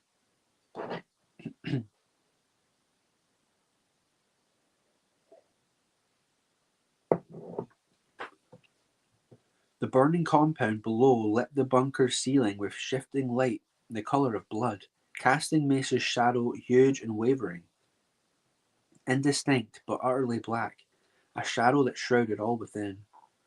The only light that fell upon the core of his shadow was the unnatural wash of mingled green and purple flare from the lightsabers. Vaster stood within, hunched like a gun dart, his right arm drawn back to strike, dangling from hair tangled in Vaster's left fist, feet kicking above the floor, sobbing uncontrollably about how all you stinking cornos have to die was to reel. Vaster, stop. Mace opened himself to the full flood of the force, and used it to hammer at Lord Pelek's will. Don't do it, Carr. Put the boy down. He might as well have not bothered. Vaster's answering snarl translated in Mace's mind as, when I am done with him. The shield trapped to Vaster's left arm made the mirrored halo over Tyrell's head. Made a mirrored halo over Tyrell's head, but now toward the other angled toward where Besh and Chalk lay. Look there and see what sort of creature I hold. He's not some creature, Mace responded with reflexive certainty. He's a boy. His name is. His voice trailed away as his eyes finally made sense of what Vaster was pointing at. Terrell. Besh and Chalk lay on the stone floor midway between where Vaster stood holding Terrell and where Keela, Pell, and the two younger boys cowered.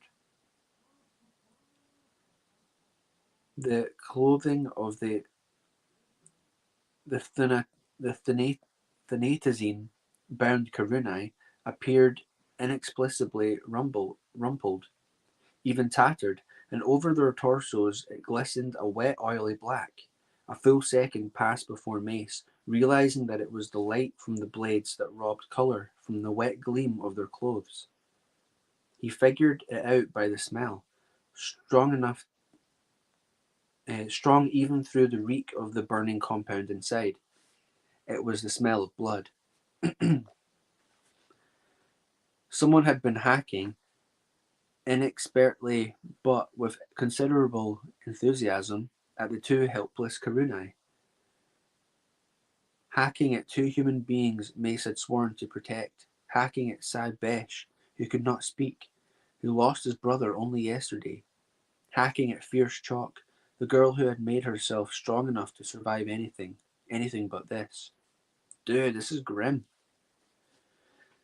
They had lain down in this cold bunker floor and taken into their veins the drug that had swallowed them in a false death, trusting that a Jedi Master would watch over them to prevent a real one.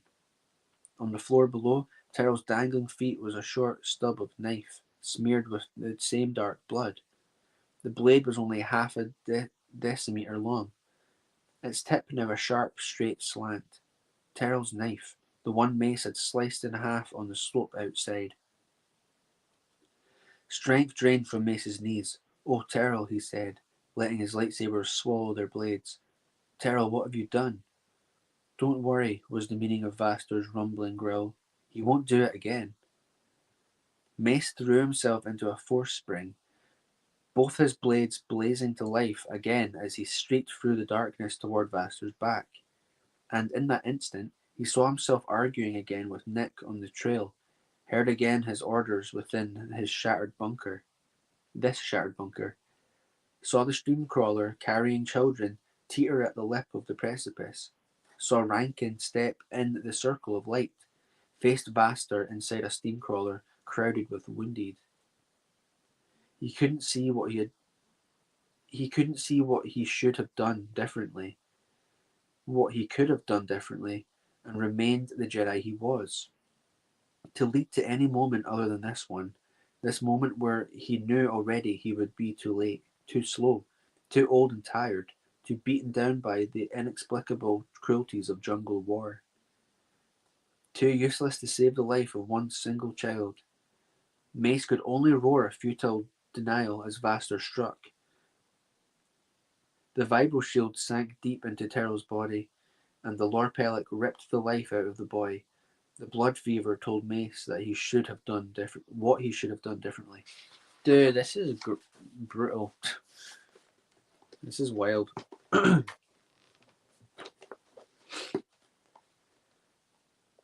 He should have killed Carvaster. He'd been too late to save Terrell, but in the bunker there were 4 other Balawi children whom Vaster could reach within a single stride. Still in the air, Mace drew back both lightsabers and whipped them forward and down, with the full grim intention to carve Vaster into pieces so small it'd take a bioscan to tell they'd ever been human. The Lord Pellet cast aside the boy's corpse with one flick of his massive wrist and whirled, shield flashing in the lightsaber glare as they flicked upward and met Mace's downward strokes. Mace used the force to drive the blades. He would cut through the shields, through both of Vaster's arms, slash deep into his chest, and quench the blades' fire in Vaster's smoking heart. But the shields did not cut. They did not give way. Their singing whine hummed into Mace's hands, up his arms, to shiver in his chest and buzz in his teeth.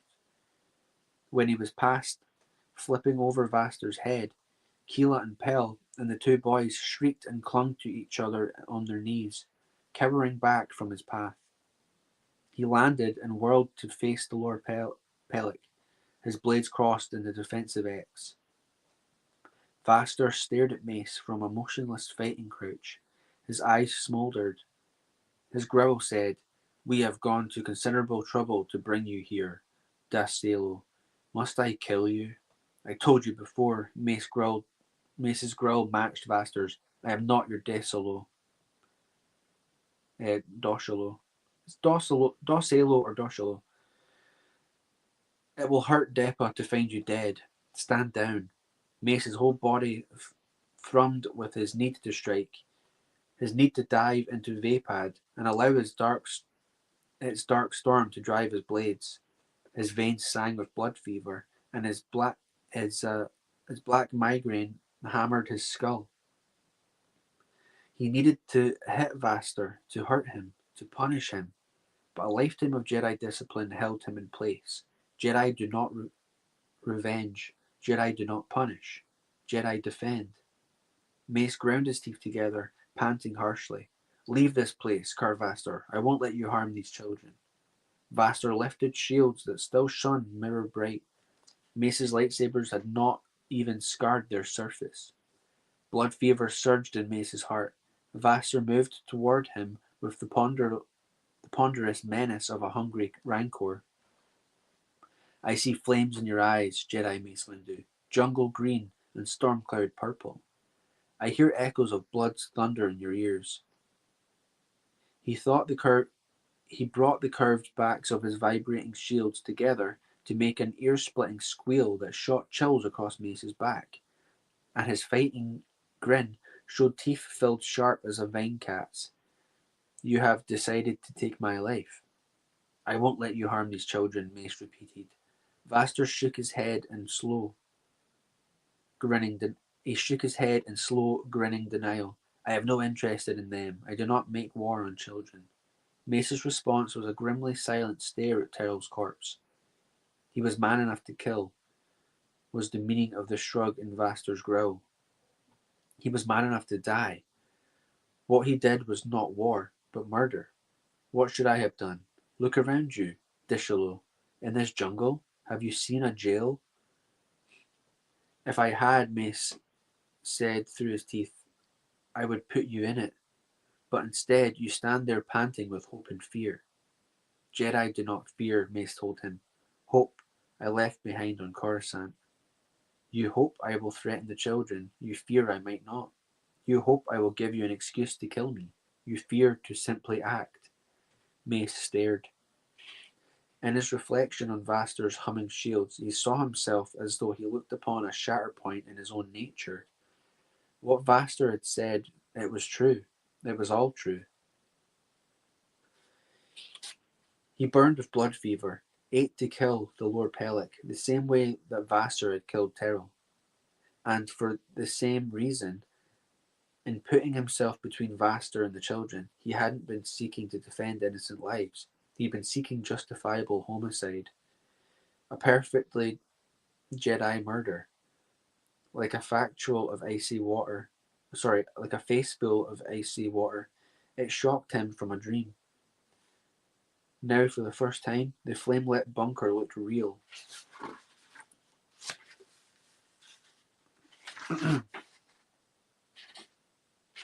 Vaster was now human, only a man of power, to be sure, but no longer the embodiment of the jungle's darkness.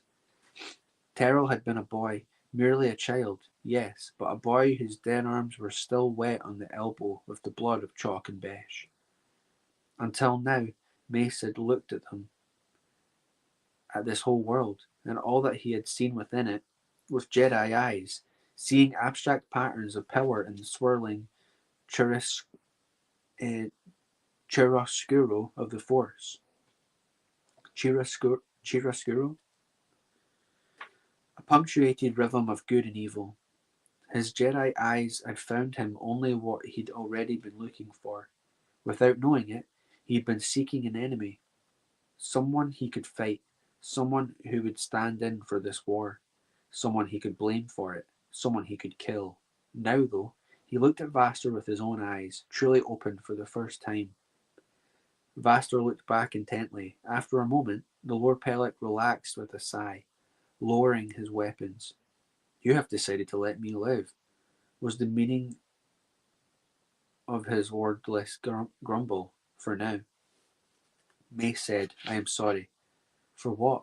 Vaster looked frankly puzzled. When Mace did not answer, he shrugged. Now that I may safely show you my back, I will go. The fight is over. I must deal with their captives.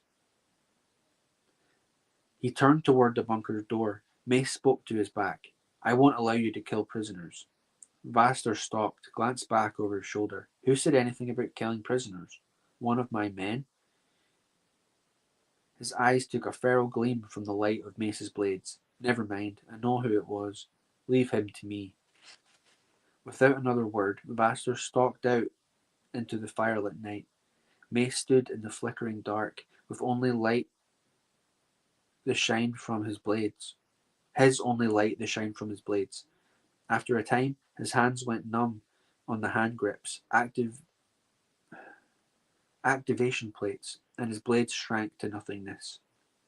Now, the only light was the bloody glow on the bunker's ceiling cast by the fires outside.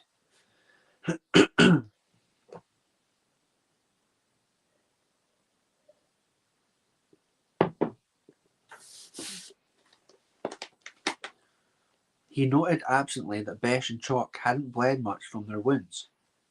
The fanatizine, he guessed.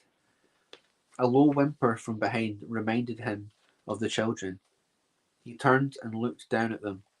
They quivered in a group hug, so tight he couldn't see where one child ended and the next began. None of them returned his stare. He could feel their terror through the Force. They were afraid to meet his eyes.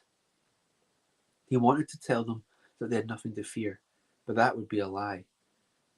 He wanted to tell them that he wouldn't let anyone hurt them. That was another lie. He already had. None of them would ever forget seeing their friend killed by a Kurun. None of them would ever forget seeing a Jedi let that Kurun walk away. There were so many things he should say that he could only keep silent. There were so many things he should do that he could only stand holding his powered down lightsabers. When all choices seemed wrong, choose restraint.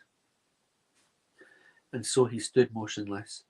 Master Windu, the voice was familiar, but it seemed to come from very far away, or perhaps it was only an echo of memory. Master Windu. He stood staring into an invisible distance until a strong hand took his arm. Hey, Mace. He sighed. Nick, what do you want? It's almost dawn. Gunships fly with the light. It won't take them long to get here. Time to saddle. Nick's voice stopped as though he were choking on something. Frag me. What do you, I mean, what did they, who would, how? His voice ran down. Mace finally turned to face the young Corin. Nick stared speechlessly down at the bloody messes that were Besh and Chalk. The thanetazine has slowed their hemorrhaging. Mace said softly, someone who's good with a medpack tissue binder might still be able to save their lives. And and those children. Are those children?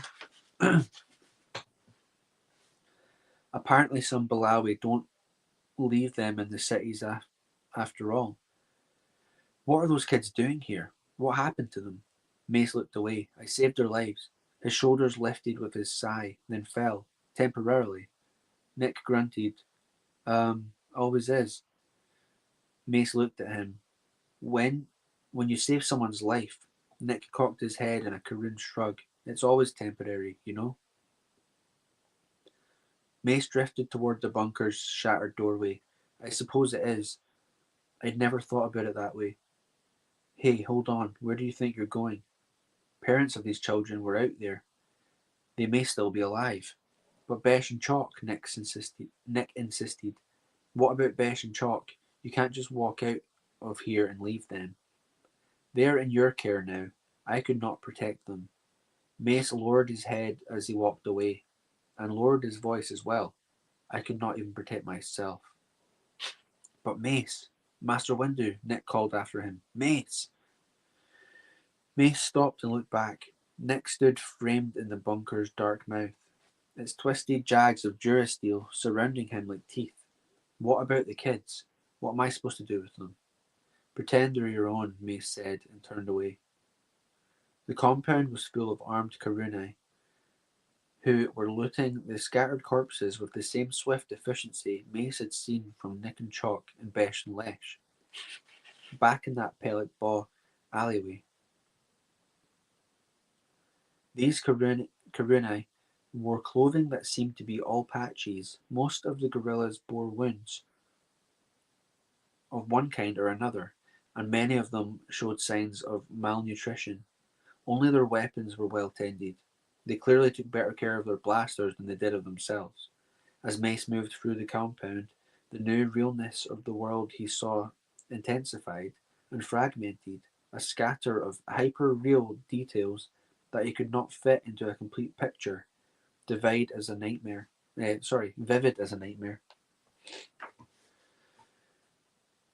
A several a severed hand and forearm lay on the ground at the edge of the pool of burning flame projector fuel, fingers slowly curling into a fist as it cooked. Ugh. A black splash of puddle that did not burn might have been water or blood.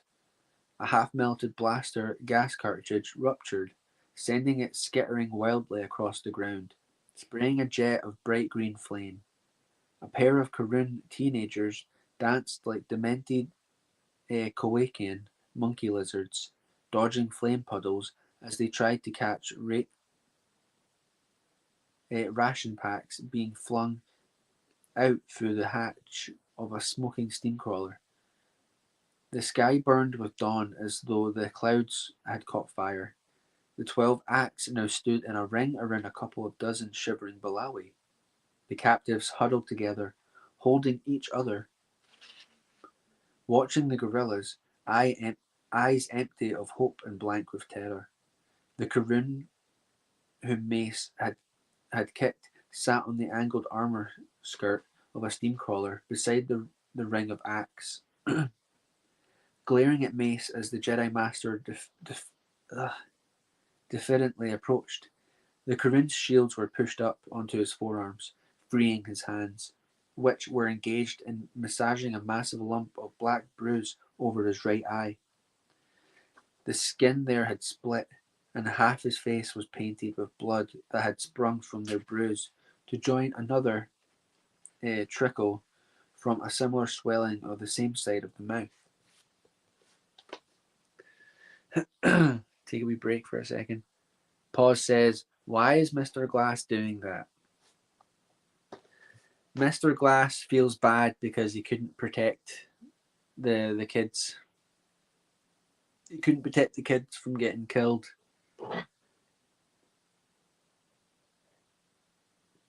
So you better be careful, Pause, because you're just a wee Wayne, and Mace Windu can't look after you.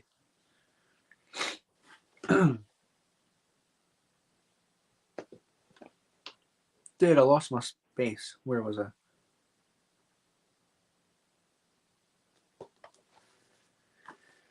Yeah.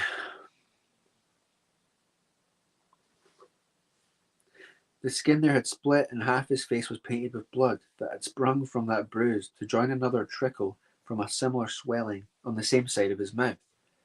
A flash of intuition connected the Corrin's glare, the lumps on his face, and what the Lord Pelek had said to Mace as he had left the bunker.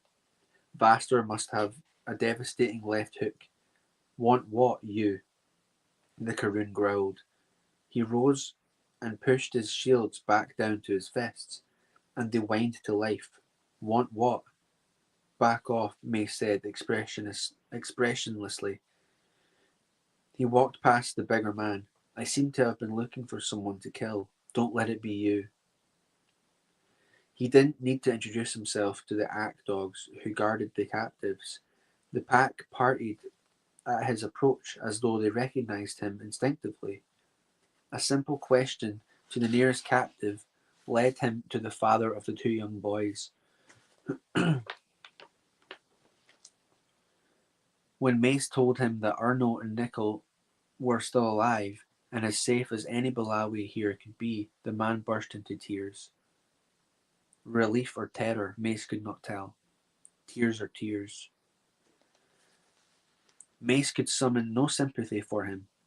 He could not forget that this was the man who had fired the first shot into the bunker.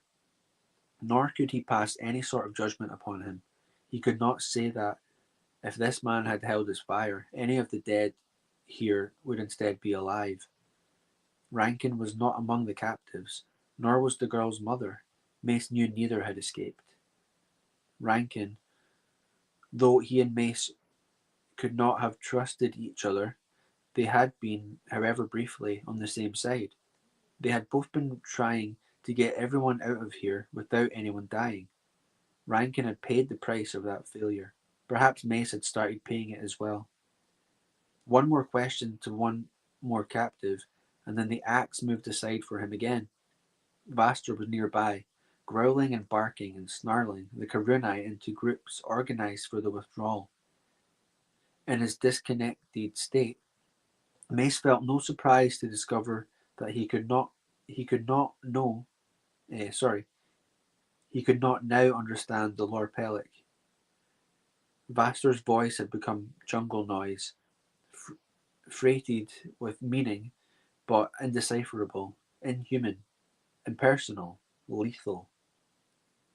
Not because the jungle kills you, Nick had said, just because it is what it is. Mace put out a hand to stop Vaster as the Lord Pelek swept by him. What will you do with the captives? Vaster rumbled wordlessly in his throat, and now again his meaning unfurled in Mace's mind. They come with us. You can take care of prisoners. We don't take care of them. We give them to the jungle. The tan pellet trocal? The tan pellet trocal, Mace murmured. Jungle justice. Somehow this made perfect sense. Though he could not approve, he could not help but understand.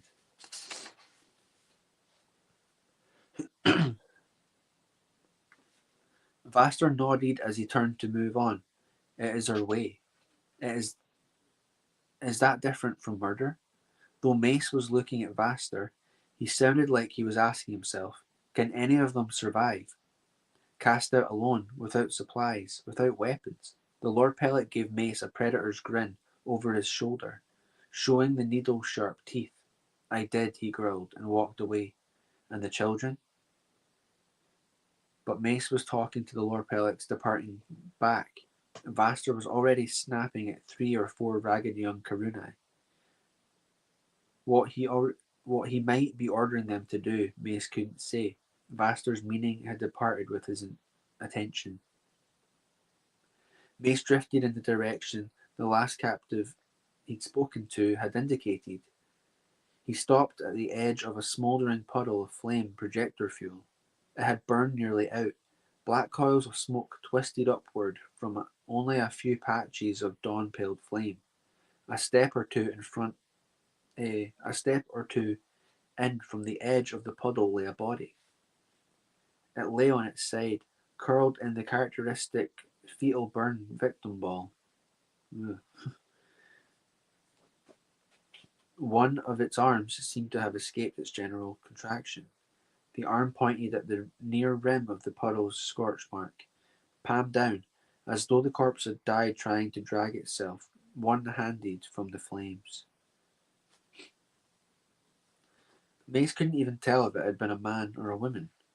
He squatted on his heels at the edge of the scorch, staring. Then he wrapped his arms around his knees and just sat. There didn't seem to be anything else to do. He had asked that last captive where she'd last seen the girl's mother. He could not possibly determine if this corpse had once been the woman who'd given birth to Pel and Keela, if this smoking mass of charred dead flesh had held them in its arms and kissed away their childish tears. Oh, this is grim. Did it matter? This had been someone's parent, or brother, or sister, someone's child, someone's friend, who had died anonymously in the jungle. He couldn't even tell if this corpse had been killed by a Karun bullet, or a vibro shield, or a Balawi blaster.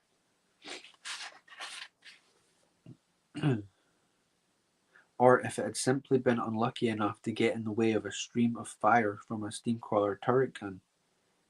Perhaps in the Force he might have been able to sense some answers, but he couldn't decide if knowing would be better than not knowing, and to touch the Force again in this dark place was a risk he was not prepared to take. So he just sat and thought about the dark. Sat while the guerrillas splintered into bands and melted away down the mountainside. Sat while the prisoners were marched off in a gang, surrounded by act dogs.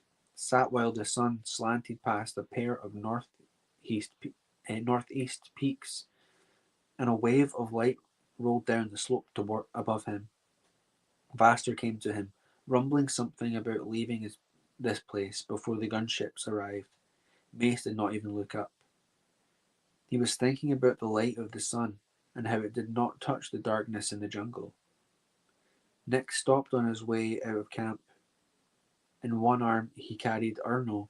Nickel slept against his other shoulder, tiny arms clasped around his neck.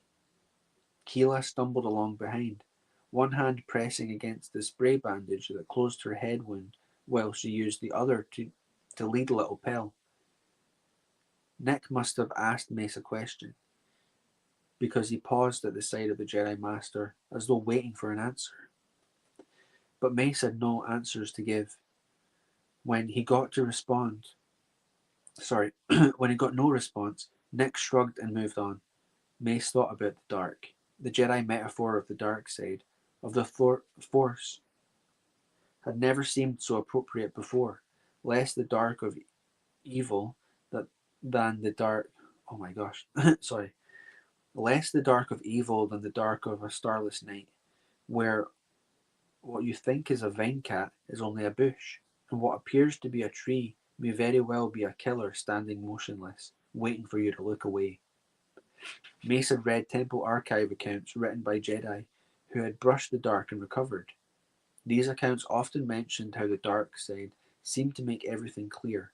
Mace knew now that this was only a delusion, a lie. We're on the last couple paragraphs here, folks. The truth was exactly opposite. There was so much dark here, he might as well be blind. Morning sun struck the compound and brought gunships with it, 6 of them, a double flight, roaring straight in from the stinging glare of Alhar as as it cleared the mountains. Their formation blossomed into a roset as they peeled off to angle for staggering, crisscrossing, strafing runs. Pardon me. Mace still didn't move.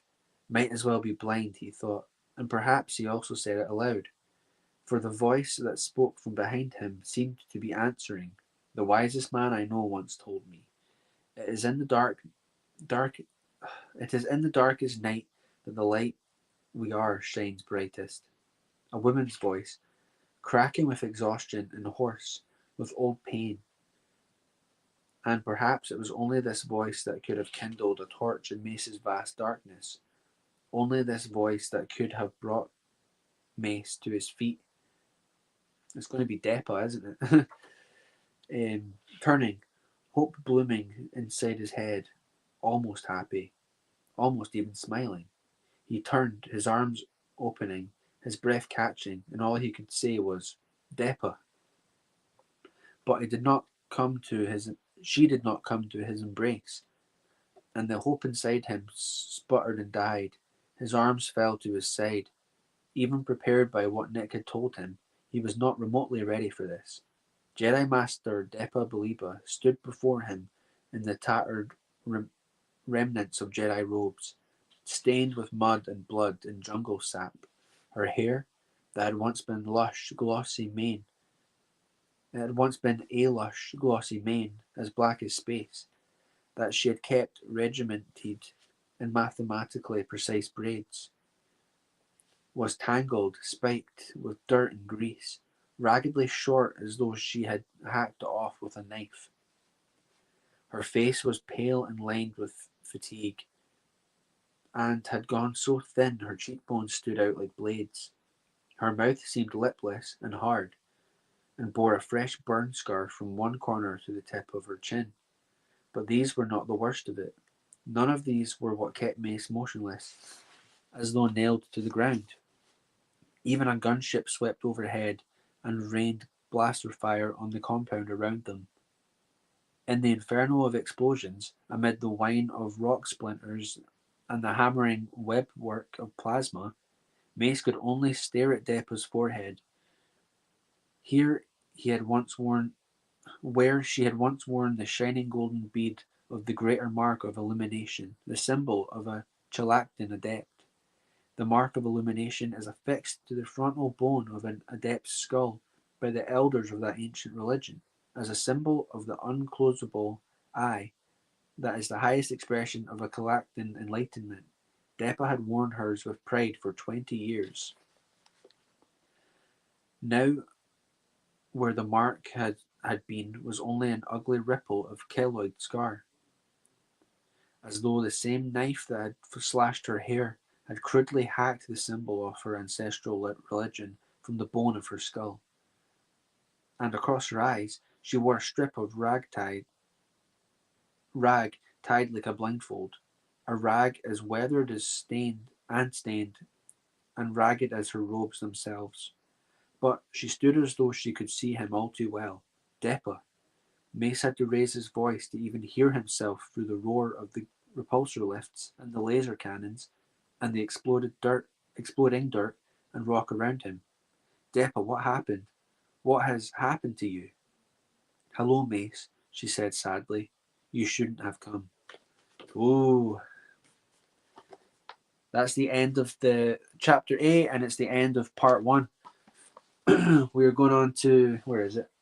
Part 2 next time. Part 2, Instinct. Chapter 9. Awesome. So that's our progress, folks. We've just met up with Depa Beliba, finally. Oh no, what's Vex saying? Wait, paragraphs are for fake fans. That's right, pause. Vex, the Mr. Glass initiator, says Mr. Glass is Sabayoth. Actually, that's true. Did you see the fan fiction? And it wouldn't change the story either. You're either talking like Yoda or you're talking like a Karunai warrior. Well, I think that chapter was pretty good. It's the book. The last couple chapters have definitely been picking up, and now that we're finally with his former Padawan, I think there could be some really good moments coming up. I'm intrigued to find out what's been going on with her. She's obviously been using Vapad and tapping into the dark side or whatever. Although she seems kind of unfazed by it as well. What time are we on here? Right, folks, it is midnight. I'll talk to you for a couple of minutes and then I'll shoot off. Thanks to everyone that listened in for the book reading. I know it can be a bit jarring maybe listening to me mumble for an hour. So it's Scran's bedtime, which means it's definitely past Pause's bedtime.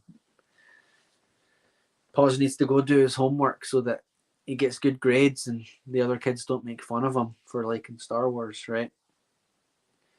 Vex, I don't remember seeing you in the chat earlier.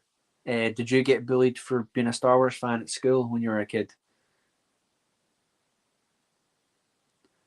Vex tells me every week, he's like, oh, I missed the last chapter. Cheers for being here anyway, man. I really enjoyed the stream last month where I what age, like, we don't do grades here, like if you're in 8th grade, what age would you be? Hey purists, time to bounce. We shall be bouncing in a couple minutes here. Vex didn't get bullied because Vex isn't a fake victim. Good to hear it. Yeah, like, I really enjoyed the stream last week where I was just kind of getting to hang out and talk with the guests. It was a lot of fun. But the problem is I only do this once a week, and I don't want to like miss out on the book. I really enjoy sharing EU with y'all. So I don't know. Maybe I can do some one-off streams where I can get some of you guys on to talk with and stuff. So Star Wars Normie not going to be ready in time, unfortunately. Well, you could, even if you just showed that, like, the intro to it, that'd be funny. Like a teaser. You could do the teaser for it. Or no, is this the brand new episode? Is this the brand new episode you're working on? Or is this like the Cadis one? I'm confusing myself here. Fill us in so I can plug it for when it is coming out. Yeah, Darth Cadis. You could episode 2. Awesome. Yeah, you should tease the intro because it's hilarious. Like that. Oh, dude, it's funny. It's brilliant. Looking forward to it. But I will definitely be catching the replay in the morning, dude. It's like a highlight of my Tuesdays at this point. But yeah, like I say, I want to do some more hangout streams. I really want to get Purist on here at one point, just to have a chat. And well, he's a busy dude. He does a lot of content and editing and aye. But anyways, dudes, cheers for being here. I will let you go and make sure you tune into Purist's stream in a few hours, all right? Because it's always worth it. And I will speak to you all later. Have a good rest of your days, and as always, Oh, let's see. Problem is, you stream in the middle of my work day. I know it's a. Ugh. I'll try and work something out. Right, cool guys. We shall speak to you later. Long live the expanded universe, and lang may your lums reek.